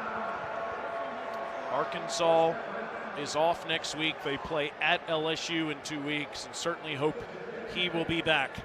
What a day for that man. A one that he will never forget. After all of the heartbreak, Mississippi State comes storming back in the 4th quarter to beat Arkansas and end this SEC 16-game losing streak. This is a culture changer, TZ, which is what we talked about, changing the culture of Mississippi State, learning to come back when things don't look good for a win. They're 5-4. They host the Georgia Bulldogs next Saturday at 11 a.m. Central Time. The Razorbacks have dropped 7 straight games and play LSU in 2 weeks. How about that guy in the 4th quarter? Blake Shapen, 8 of 12, 132 yards and a touchdown. 3 straight scoring drives to end the game. Gene Chizik, God bless you, my friend. Thank you for being here. For Tori Petrie, for Adam Coppinger, and our entire terrific team, I'm Taylor Zarzour. So long from Fayetteville. Tom Hart has you covered at Jordan-Hare Stadium.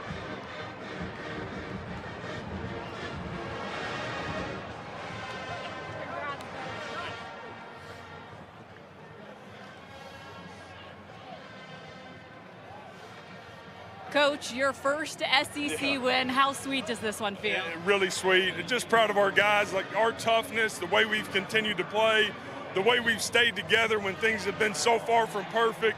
Man, so proud of these guys. Love coaching them. We got so much left out in front of us, but feels good to get one.